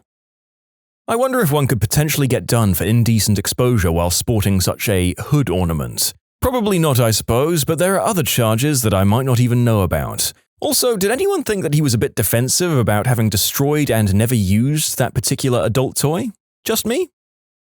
My aunt is a police officer. Her favorite story at parties is how she once arrested a nearly undressed man who was running through a busy street. As she likes to put it, the only thing he was wearing was a rubber chicken, and he was wearing it through penetration. One time I was driving and saw a cop, so I rolled all 4 of my windows down at one time because my tint was illegal. The law where I'm from is that it has to let in 50% of the light or more, and mine was only letting in 20. As he got up to my car, he started laughing and told me he liked my effort and only wrote me a warning. My cousin had his windows tinted dark, but not too dark, and got a ticket. He went to court with the documentation of the window tint job, and the judge said he was good to go. Driving home, my cousin got pulled over for the window tint and got another ticket. The cop asked me if I knew why he had pulled me over. I said, "Speeding?" He said, "No, you rolled through a stop sign back there, but now that you mention it, it did take me a while to catch up with you." The cop, my friend in the passenger seat, and myself started laughing as I had this "oh crap" moment. He let me off with a warning. Nice guy. Not a cop, but I made one laugh once when I was a little too drunk and laying on the sidewalk in a bar district. "Son, what exactly do you think you're doing here?" as he taps my shoulder with his boot. "Hopefully I'm reminding you of someone else you like because this was just the worst first impression." He laughed and helped me find some Gatorade and my friends instead of arresting me for public intoxication. "So, Officer Brian, if you're out there, things are going much better, and thanks for being cool with me when things were just starting to get better." 100% true story. A few friends and I go out for our buddy's 21st birthday party, and he proceeds to get rickety wrecked. I'm talking like doesn't know his own name wrecked. So we lose him. Josh is gone. The next morning, I get a phone call and it's Josh. Apparently, he had left the bar, wandered for a while, found a construction site, and fallen asleep on a stack of plywood. He was awakened by a nudge to the shoulder and he jumps up, still kinda drunk, and there's a cop standing beside him. The cop asks him, "Son, what the heck are you doing? It's dangerous to be sleeping out here, especially in this part of town." Josh is standing there in khakis and a button-down shirt, but he's clearly still inebriated. He bends over, picks up the hard hat, puts it on, and says, "I'm just early for work." The cop bursts out laughing and lets him call a friend to pick him up. Josh sounds hideous. Oh, I want that to be true. If it is, it's the best drunk story I've ever heard.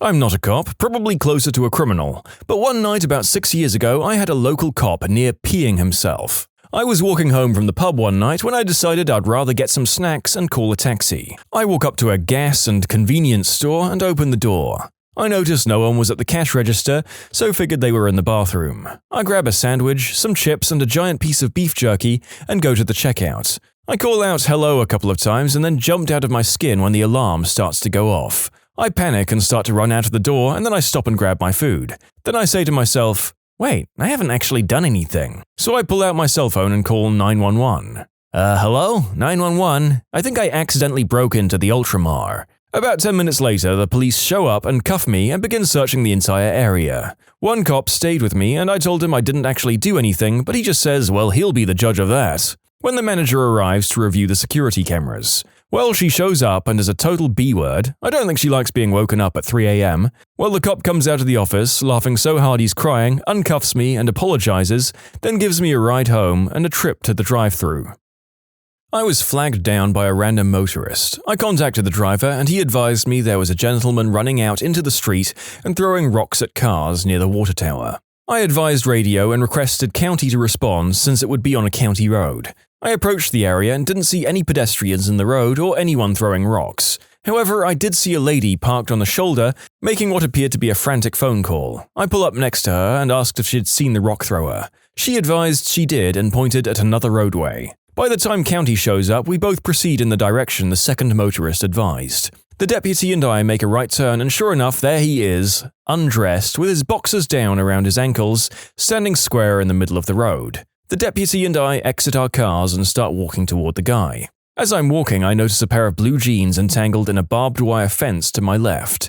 It would seem he'd attempted to climb the barbed wire fence but got hung up and gave up on the lower half of his Canadian tuxedo. The deputy and I quickly took him into custody and asked him why he was running around the roadway scaring the local citizens. He says, "What would you do if a gay guy gave you a bunch of money?" I had no answer, so I then asked him what he was high on and he explained, "Family issues," and I got a good laugh out of it. My friend of 16 years at the time's dad was a cop. His son is driving downtown Chicago and does a U-turn almost directly in front of a cop. Said cop pulls him over and sees that he has a police organization sticker on his windshield. The cop said, "Who's the cop?" The kid says, "You are, officer." "I meant in your family, idiot." The bud's answer sounds like something I would say in this situation. Funny that family members of cops can also be complete jelly-legged morons when they think they're in trouble with the law.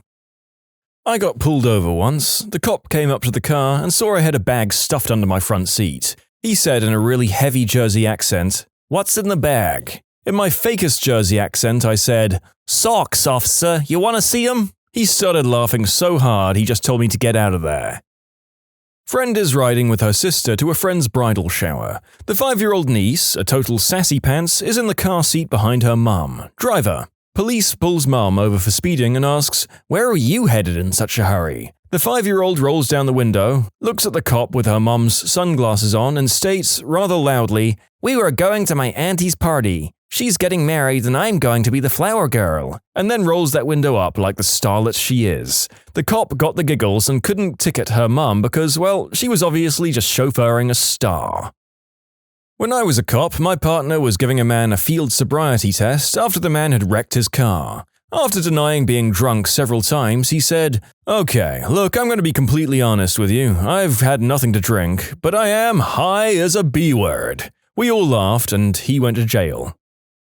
Got called to a domestic. A married couple had split, UK, and the husband was living elsewhere. It was a weekend and he'd come to collect his young child to sleep over that night. A childminder was looking after said child while the wife was out at work. The husband was parked on the narrow driveway and the wife arrived. She blocked him out of sheer nastiness. That's when we were called by the husband. The husband knew the law and wanted police to witness that no offense was caused. Husband places young child safely into his car, lovely new BMW estate, whilst childish wife screamed and laughed that he couldn't go anywhere. The husband smiles at us, the two officers, and Julie goes rallying across the front garden. I'm talking through 6-foot laurel bushes, across beautiful rose beds, the lot. The wife screamed at us now as the husband had left, wanted us to prosecute the husband for destroying her beautiful garden. We said no, it's his garden too, and no people were injured.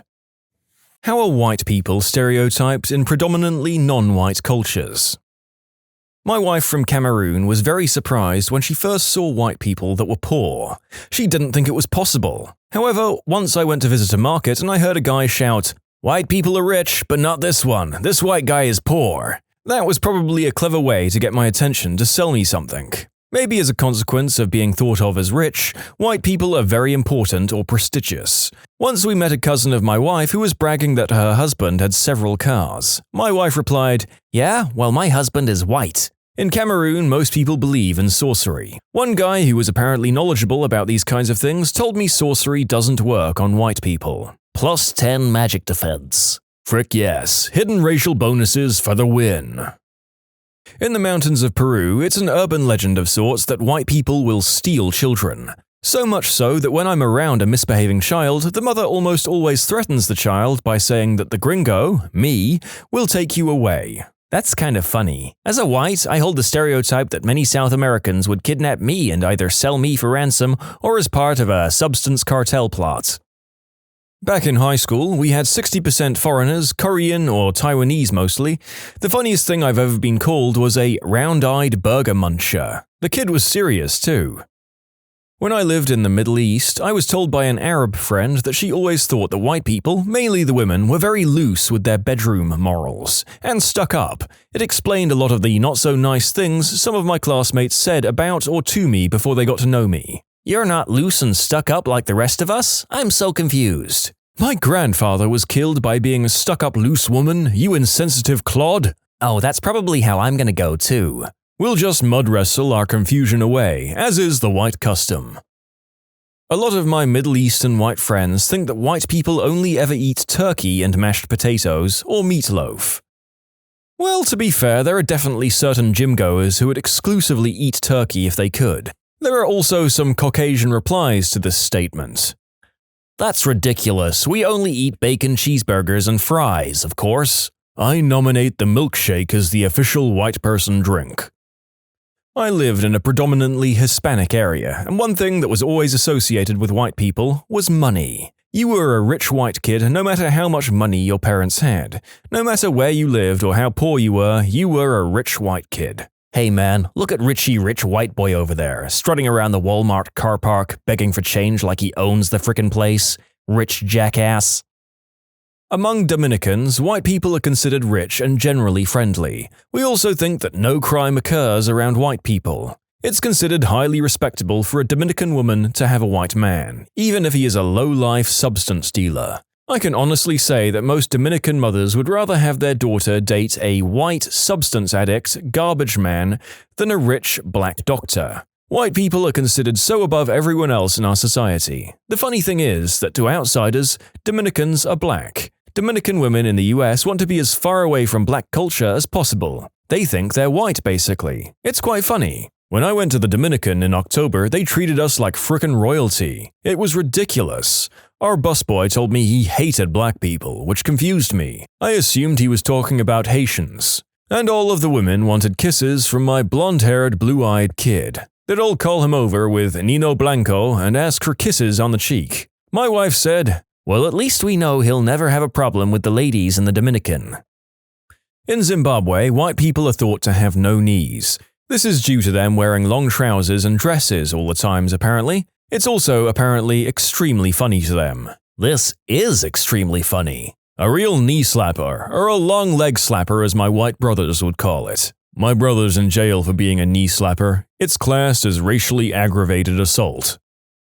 I've been to Liberia a couple of times, and I've picked up that a lot of the people think that the white people are rather ignorant of how the world works. They're very nice and helpful, but they make you feel like a child sometimes. Most of the time you have to rely on actual children to figure out what the heck is going on. In all fairness, perhaps you should have let them watch out for you, even if it makes you feel like a child, given that you're visiting fricking Liberia. Quite. The kids who I met there are more mature than a lot of my grown peers in the US. That said, they will kick your skinny white butt in kickball. Holy balls are they good. Stereotypical white statement. I'll use my credit card. Oh, and do you have any non-dairy creamer? I used to live in South Korea, and according to my friend, there's a belief amongst a few Asians that white people are less evolved because they have more hair. I'm a balding white male. Am I evolving? Will I get superpowers? My chemistry teacher always said, the more hair I lose, the more head I get. That's actually a brilliant joke. Most kids won't realize the dirtiness of it until they're long gone. Or I need to get my mind out of the gutter. I've lived in Tokyo most of my adult life. There's a stereotype hierarchy that goes from foreigner, that's the most important, then to the subsets of white, automatically considered a loudmouthed American who only speaks English, or black, automatically considered a hip-hop gangster who only speaks parody MTV English, or Asian. Yes, that's a stereotype in Japan. You'll be considered a dirty, poor Asian. I'm a musician, and unfortunately my appearance means I fall into a further subset, dangerous foreigner, probably a drug dealer. Because in Japan, everyone assumes most crime is by foreigners. Actually, crime by foreigners is proportionately much lower. So I get stopped by police all the time. I should add, just as being a black guy in a nice suit getting a coffee in Manhattan is a very different experience from being black with sagging pants and walking into a truck stop in Alabama, so Japan has a wide range of contexts which will affect your treatment here. My friend from Vietnam always talks about white people being crazy. He'd say if a black or Asian guy wants to kill you, he'll just shoot you. But if a white person wants you dead, he will eat you and commit the unspeakable act on your family. Well, to be fair, in Vietnam, it's not hard to see where this one came from. White people dance with their elbows instead of their hips. False. I do not dance at all. In your face. Then you ain't no friend of mine. White guy here, but when living near the border, I had 3 different Mexican guy friends tell me on 3 separate occasions that white women are freaks, i.e. promiscuous and adventurous to the point of intimidating. Apparently, I've been hanging around the wrong white women.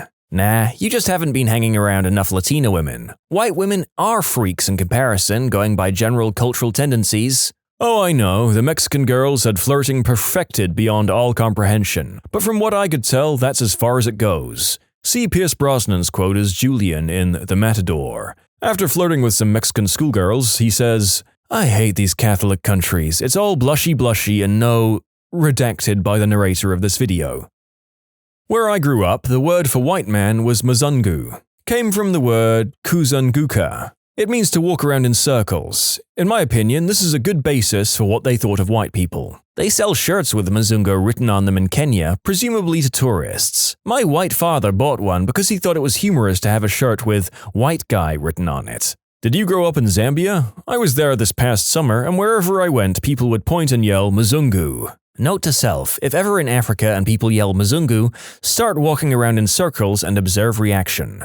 I have one of those shirts. I bought it in Uganda and it says, "My name is not Mzungu." I heard that word so many times in those 2 weeks that when I finally saw the shirt, I just laughed and threw copious amounts of money at the lady. They knew how to work the tourists, haha. I mean, it sounds like it would get you laughed at in the country for wearing it, but if you don't mind, great. Also, I hope you wore it back home just to confuse people. In Western China, where seeing a white person is so rare that people would stop dead when they saw me, stare, and often pull out a camera to snap some pictures of or with me, White people are considered beautiful, fashionable, sometimes ignorant, and a little sneaky. They assume we all speak English. Most people assume that I was British, I'm American, because I'm skinny. In fact, I had people ask me, after finding out that I'm from the US, why are you not fat? I didn't talk a lot of politics with everyone, kind of a touchy subject in China, but I talked about it with the family I was living with. They thought that Americans were warmongers. They thought it has been too long since we had a real war on our soil and we've forgotten what it's like. We go into war to try and help people, but their opinion is that war helps no one. Some Koreans jokingly think that a lot of white American people greet each other with, "Yo, what's up, man?" with the hand grab chest bump. Every male I know under age 22 does this regardless of race. Male under the age of 22 here, hand grab chest bump overcomes all barriers. As a Chinese person who mainly grew up in the United States, I don't know much about how whites are stereotyped in China, but my parents do. Essentially, in China, people have a love-hate relationship with white people, wanting to be like whites, which is mainly just Westerner. They want to be this way because of the power and status it represents, but at the same time are resentful of that power and status. By the way, in Cantonese, a slang term for blacks literally translates to fermented soybean, because of the black color of fermented soybeans. People will fall head over heels around a white person to the point where they'll just hire random white people to attend important parties or become spokespeople for their products. Contrast that with the disdain that they have for Chinese that come from America. My mum once said that if you, as a Chinese American, ever want to go back to China, that you'll get better waiter service if you bring along a white friend wearing a business suit. Sad, but true. There was an Economist article a while ago that talked about how Chinese were crisscrossing Europe to buy a lot of Western goods because it was a symbol of status in society that you could afford to buy those things. Many Chinese, likely due to a lack of education and exposure, are what I'd like to call extreme passive racists. This means that they have very stereotypical views of other ethnic groups, but they don't plan on taking action on those beliefs anytime soon. I'm sure it's like this for many other cultures as well. So you're saying that if I moved to China and bought all my suits, I could do well for myself without a full-time job? I'd schmooze and eat for a living if that was an option. Yes, in fact, there's a lot of people whose full-time job it is simply to be white and wear a business suit as part of a group of people in China. Now we know what Barney Stinson's job is. Ha! Please. You can submit your own stories to be featured here on the channel. The story submission link is in the description below. And if you want to listen to some vibey music in the background, check out easymode, also linked below, and subscribe. I went to Nepal last year and apparently they believe white people never work. I was helping build playground equipment and crowds of people would show up to watch. They would gawk for hours. It weirded me out and this is what I was told when I asked. When I was in Nepal, some kids bathing in the local river yelled, "You're American, you eat cats." I thought it was hilarious. My Asian friend told me that all of her friends always felt that the white people they'd encountered smelt like milk, all the time. I've heard this too, and it makes sense. People tend to give off odors based on their diets. Only white people drink so much milk and cheese. Most of the rest of the world is lactose intolerant. Washichu, he who takes the best meat for himself. I'm a white guy who lived on the Pine Ridge Indian Reservation for a few months. I always thought that Washichu was the only slur I've ever been called that actually bothered me. A young Oglala told me it means takers of the fat, for white people killing buffalo and only taking the fat. The best part. We had a little joke or pun at meals. Who took the last piece of fry bread? Washichu? Other stereotypes held by some Oglala were that we're all incredibly hairy, which we pretty much are compared to most Native Americans, and that we're all uncircumcised. I still don't really understand the uncircumcised thing, but I saw that a lot in graffiti. In Gambia, we think you're really nice. Seriously. I live in Bangkok, and here, white people are seen as rich, culturally disrespectful, and for the men, specifically, randy deviants. Also completely unable to eat spicy food. There's a few stereotypes I grew up hearing about in an immigrant mixed race, South Asian and African, family in the West. These mostly seem to be about middle-class white people. Note, I'm simply reporting these, I don't agree with them. I'm writing them as if my grandparents are saying them. For example, White people don't love their kids as much because they kick them out when they're 18 and don't support them after that. Also, white people are not as educationally driven when it comes to their children. For example, they won't work long hours in a multitude of jobs and save pennies to send them to the best schools and hire extra tutors and focus on their kids winning maths championships and stuff. The exception to this is Jewish people who are very admirable. White kids, in turn, put their parents in nursing homes as soon as they're able, which is unacceptable. White people are all into artsy-fartsy things like liberal arts and art school and painting that don't get you anywhere. They don't realize that the only worthwhile paths are medicine, law, engineering, pharmacy, sciences, accountancy, and business. White people eat really bland food, like they eat things like chicken, cooked only in salt and pepper, and carrots in strange creamy sauces. White people like to go to India, Africa, etc. to discover themselves, which is hilarious because then they start wearing saris and things and thinking that if you use curry powder, you've made a curry, and attributing erroneous spiritual wisdom to ethnic people. White people are not as clean. For example, white people will put on clean clothes on an unbathed body in the morning, and they only use toilet paper in the bathroom, as in they only use toilet paper and not water to clean their butts. Also, they wear shoes in the house and own a lot of cats which walk on their kitchen benches. White people are more random about doing the deed, specifically white women. If you take them to a fancy restaurant and give them a rose and chat about poetry, they will sleep with you. Disturbingly, this is according to my grandfather. That's apparently all it takes. Some white people smoke green herb with their kids. White people drink a lot, especially white women who often inexplicably consume wine alone. White people are obsessed with wine. Oh, and one more. White people are too gentle with their kids and don't discipline them properly. See also Russell Peters. Wow, some of these, I won't say white people, but they're accurate to Western culture. Wine, for instance. The first one is funny because in the States at least, the best thing you can do for your kid is make sure they're independent. Americans thrive on the idea of independence. Funny that, to other people, that means you love them less. Out here, we'd find someone weird for living too long with their parents, psychologically weak and codependent.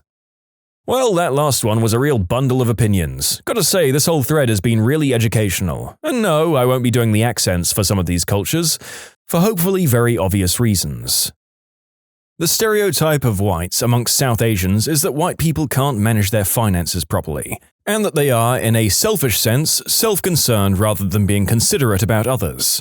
In that parents kick out kids at 18, and kids throw their parents into old homes, all because they're self-concerned and only care about their own lives. Also, that they can't plan for the future, part of why they're poor with finances. Also, white people, particularly Americans, are scared of everything. Seatbelts, pollution, terror attacks, etc. And by that I mean to an unhealthy level of scared of stuff in their minds. That's generally the stereotype anyway. I've later updated this to address people rightfully bringing up my calling Asians inconsiderate. Keep in mind, the thing of most importance to South Asians is family, and it's family and social circles that they feel deserve the most attention. Given the highly populated natures of these countries and the laissez-faire styled capitalism society, one quickly realizes that being considerate to everybody is shooting yourself in the foot, unless everybody else is also considerate, which is rare. Thus, this consideration is limited to your family and friends. It's not as extreme in South Asia, in that they're willing to help a random stranger if it isn't detrimental to them, but the further extreme in an even more populous country such as China can be seen with the toddler and van accident. So I'm just giving that perspective where they're perplexed by why white people don't have any consideration of the ones they love, family. And you dolts, I don't mean that whites are literally afraid of seatbelts, rather the wearing of seatbelts from fear. I'm also South Asian, and I think that most of the stereotypes I've heard come from the fact that South Asians, and most Asians for that matter, are very collectivist, while America is becoming more and more individualistic. Therefore, people assume Americans don't care for anyone but themselves and have no respect for family. As someone mentioned, putting your parents in an old folks' home rather than caring for them personally. And have no culture as a byproduct of not having any traditions or community. Interestingly enough, I know many people in my parents' generation who emigrated to the US, who abhor the idea of their children, in my generation, taking care of them in their old age. They like the idea of being independent and have no desire to do the work that generally goes along with staying with your kids, like looking after your grandchildren all day. As a Caucasian who lived in China and other parts of Asia for some years, I'm generalizing a couple of stereotypes I came across. Not everybody has them, of course. White people are all from the US. I'm not, by the way, and can all speak English. White people all have money. White people have more beautiful skin and eyes. White people who marry a local and have a kid will have a very smart child, because it's mixed. White people cannot understand Chinese, so it's fine to talk about them openly even when they're 1 meter away, never mind if they understand every word. Many white people have a more open attitude towards relationships. White people can be more rude, but that's mostly okay because they don't know better. As a white in China, I've pretty much never encountered hatred or open attacks. The racism, for better or worse, slightly favors white, which I suppose has to do with the average income of foreigners there. Chinese have a lot of whitening products advertised, which I suppose may have to do with certain lower status jobs like field workers having more exposure to sun. Hence, they're darker.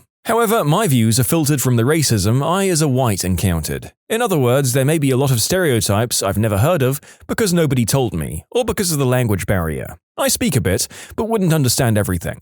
All in all, Chinese were incredibly open and friendly, including being openly outspoken about race. Note that the stereotypes some Westerners I talked to had about Chinese were much more brutal than this. They're like ants, uncreative, can't be trusted, etc. were some of the bad racist highlights I encountered. Also note that the stereotypes of Chinese in relation to blacks are worse too. Talking about race, I've asked a couple of Chinese, what would your parents say if you dated a black guy? And the answer was often that the parents would be strictly against this. As a final note, let's repeat. Above stereotypes are not held by all Chinese. Maybe not even the majority. Maybe they're only a minority. They're just some vocal patterns that I ran into.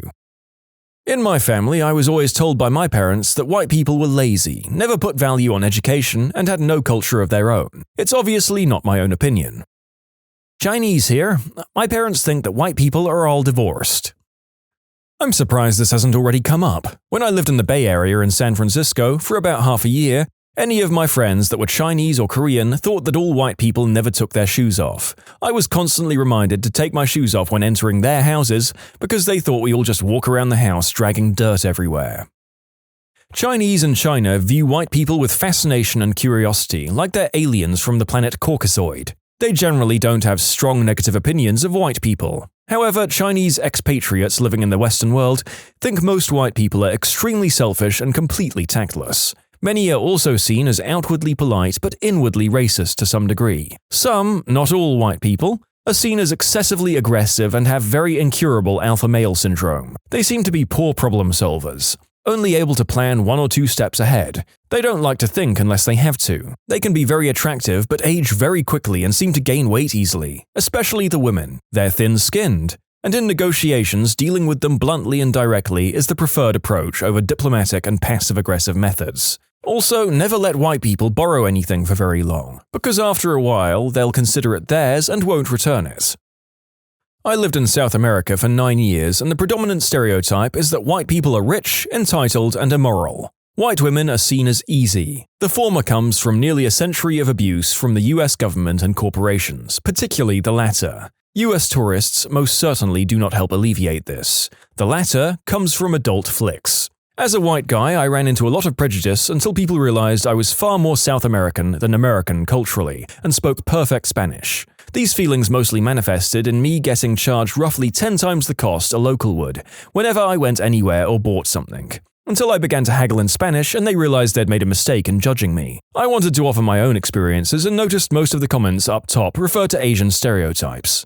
What made the popular kid at the school the unpopular kid?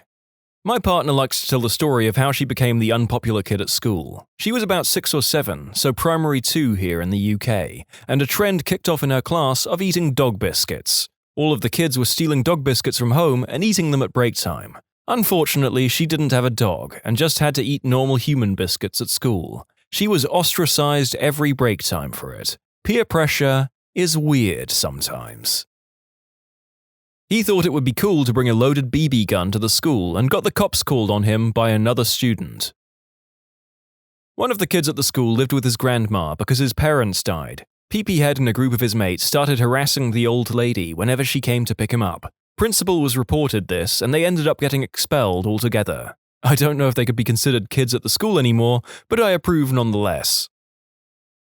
She made fun of a girl with cancer, made a joke like, "Why don't you ask your mum to buy you a wig? I can see your scalp." And overnight, she was the least liked person in the school, and 100% deserved it. He recorded himself shoving carrots, cucumbers, and a bottle of hot sauce up his caboose in the back of a van. Then someone found the video and shared it with the whole school.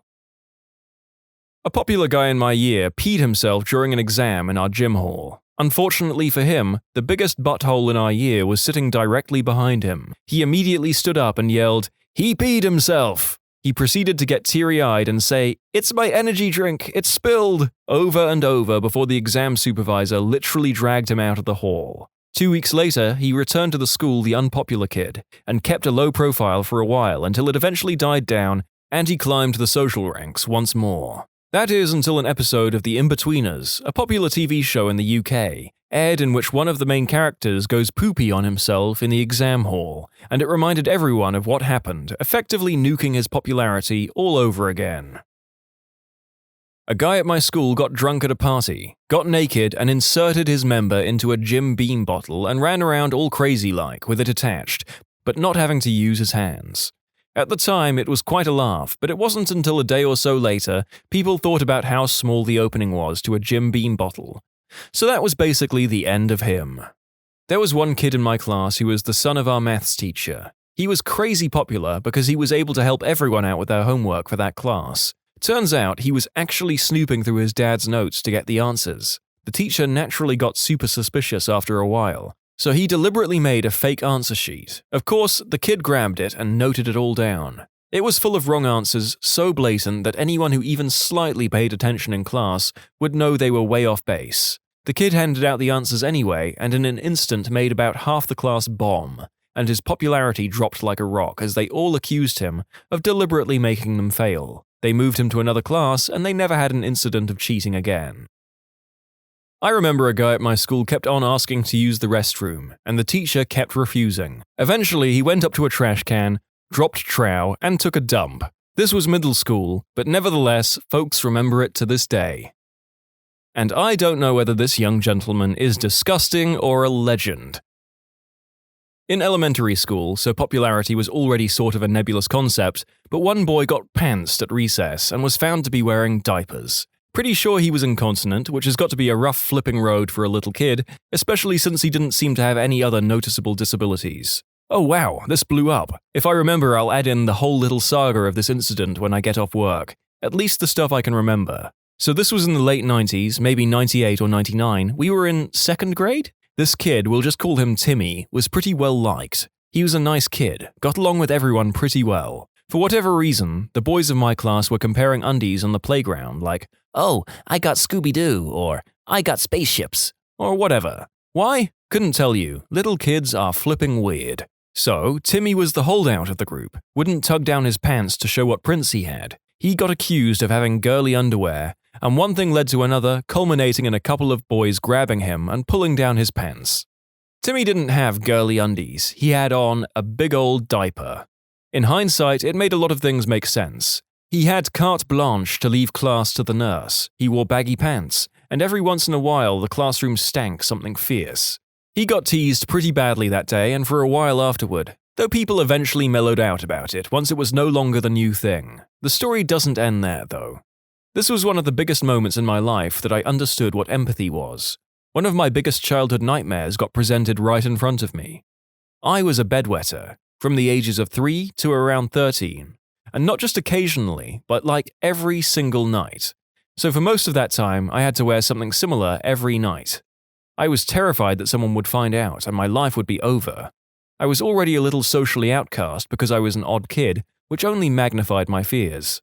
To my shame, I made fun of Timmy that day, and several days after. I'd call him names, or tug on his waistband, or whatever. It wasn't until I mentioned to my mum about him that I got an earful and a reminder that I had to wear the same thing at night. That stuck with me, and not much later than that, I apologized to him, and instead tried to befriend him. I didn't have a lot of friends, and he had lost a lot of his. Funnily enough, I guess, 7-year-olds don't have a strong sense of loyalty. We were pretty good friends throughout elementary school. I told him my own secret to make him feel better, and I think it did. Though I'm sure he was pretty annoyed since I was such a Dick Cheney about it at first. He was the only friend I felt comfortable with having sleepovers.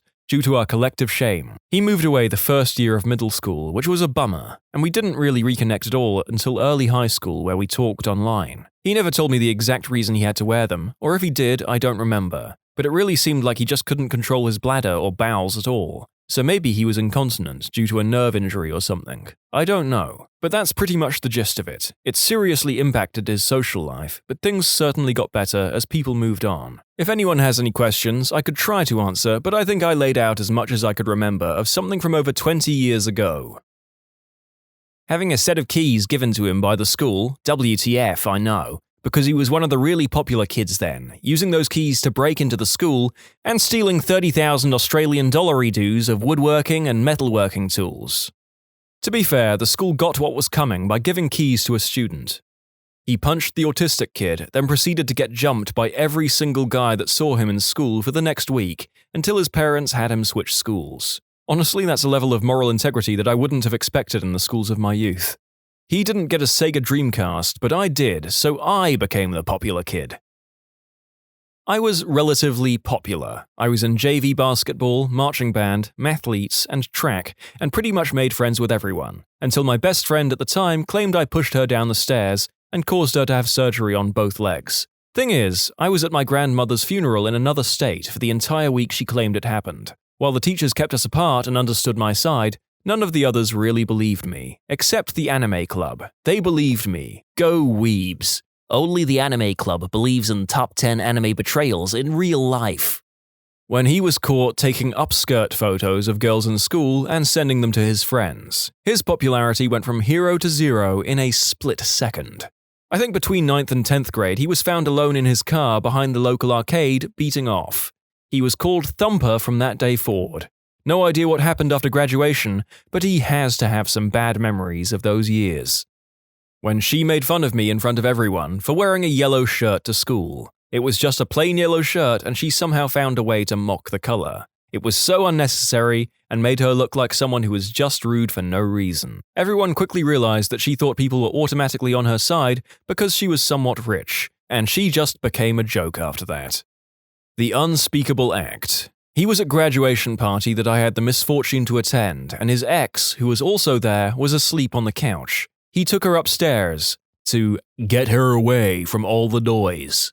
5 minutes later, we hear a scream and a "Get off me!"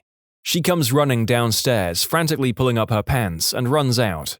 She told us what happened after a few days. The guy heard and tried to break into her house. He's in prison for assault and battery. He gave her a black eye while he was upstairs. The unspeakable act, and breaking and entering. She's in therapy, and we are housemates now in college because she goes out with the girl I'm sharing the house with. He apparently did the deed with his dog. Even if it didn't happen, this pretty much flipped his social standing. I went to an all-girls school and there was an all-boys school about 5 minutes walk away. When I was in my final year, the school vice captain of the boys' school was dating one of our grade leaders. Both being 17 and not very smart, she eventually got pregnant. She dropped out and pretty much everyone who knew him at our school hated him. Prior to that, he was very well liked. I thought it was a bit ridiculous, honestly. Pretty sure it takes two to tango. He wore a t-shirt that said, "If you go to Brown University, you're a chump." Unfortunately, many people in the school had plans to go to Brown University, and they shunned him. Whoops, my mistake. The t-shirt wasn't what made him unpopular. It's because he was convicted of statutory, unspeakable act. The guy at my table would play the "No one likes me, I'm the center of attention now" card, as in he would fake sadness for attention, redirecting conversation, and drawing the energy from a room. Like the kid who won't be friends with you anymore because you wore the same color shirt. He was quite wealthy too, and would rub it in your face. Here's the thing. These people exist at all ages of life, so you have that to look forward to. There was a girl who was liked by everyone, smart, happy to help anyone struggling in class, and was generally a nice person. But her uncle scammed a lot of people in her community, including parents of kids that went to our school. She went from being well-liked to being bullied, till she dropped out of school. He got into legal trouble because he and his team embezzled/misused $250,000 from the student union. The university kicked him out, stopping paying the annual $2 million to the student union, withhold funds, although that was later overruled by the courts. and revoked the privileges granted to the student union. Earlier this year, they stated that they and students are no affiliation to the student union after 1 year of negotiations. His team was still running the student union because they were re-elected. They brought votes by offering pancakes, waffles, and donuts for those who vote for their party, and had street volunteers that would pressure students to vote for the party. The scandal was revealed by a student party called the Rhino Party back in December 2018. January and February, heads started rolling, and law and accounting firms started getting involved to figure out how much was spent. It was rumored the figure was anywhere from $100,000 to $900,000. Ontario provincial lawmakers passed the law in the summer of 2018. Starting fall 2019, I had the choice of whether I wanted to pay auxiliary fees to support the student newspaper, NGOs that operated in the school, support the student union, etc. That provincial law was recently overturned by the courts this year, so starting next fall, I am forced to pay fees associated with groups that I don't support. He went from being popular to being a school meme. There's actually a lot of bank statements available that showcase what they brought.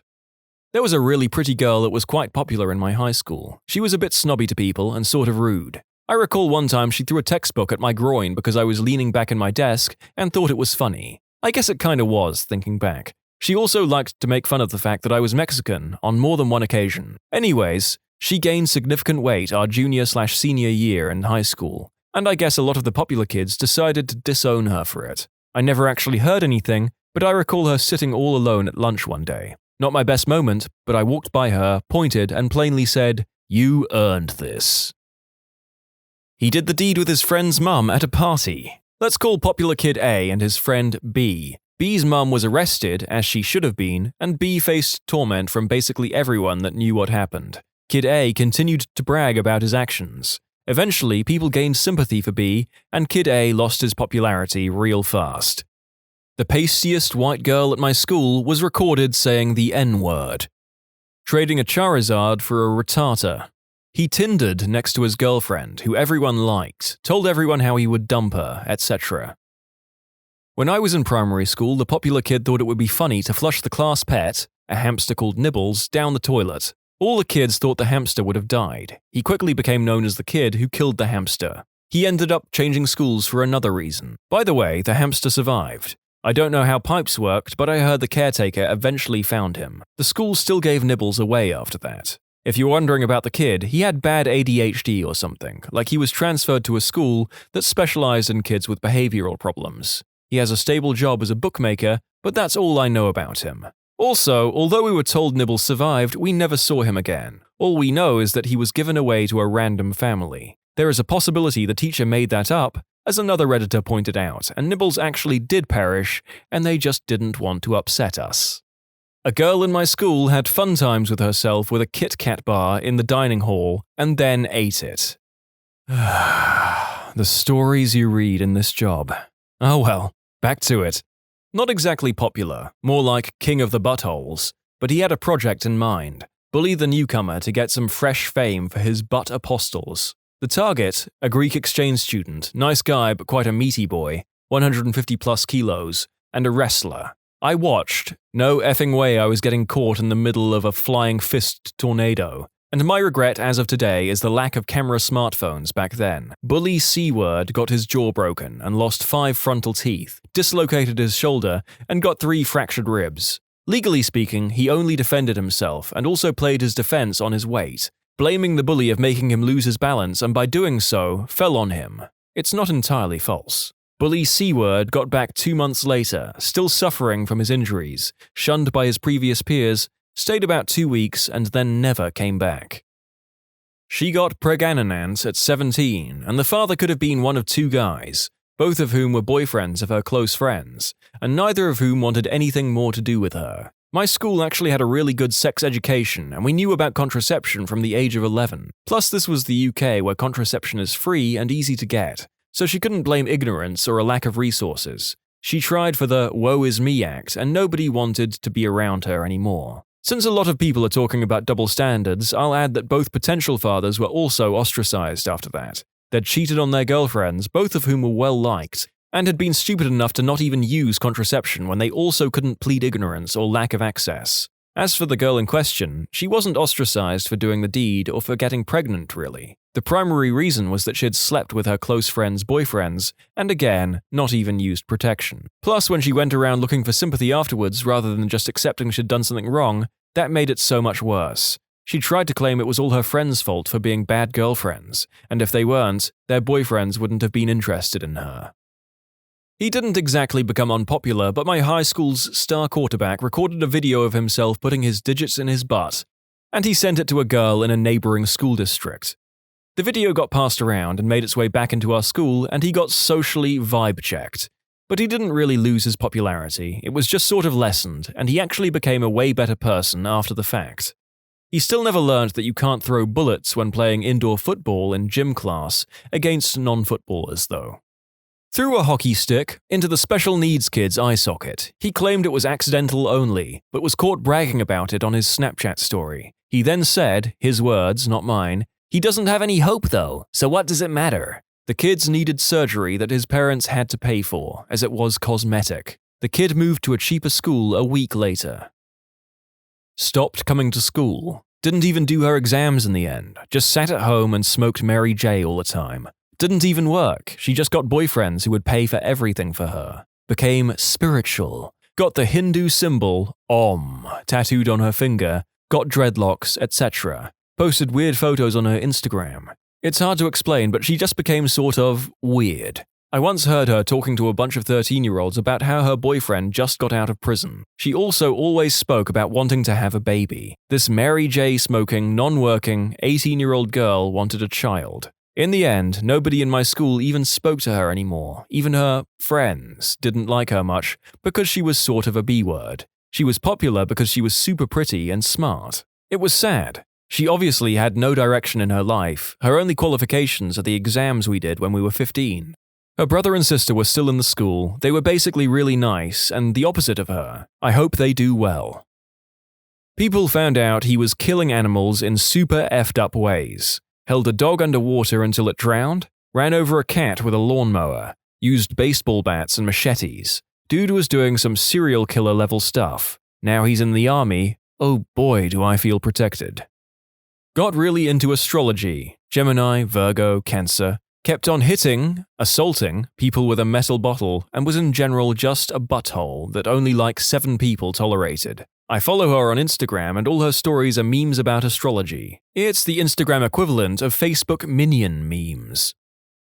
He kept trying to convert everyone to veganism, believing everything he heard from biased studies because they weren't funded by the government to protect the meat industry. Even though there is a lot more money in producing vegetarian and vegan foods.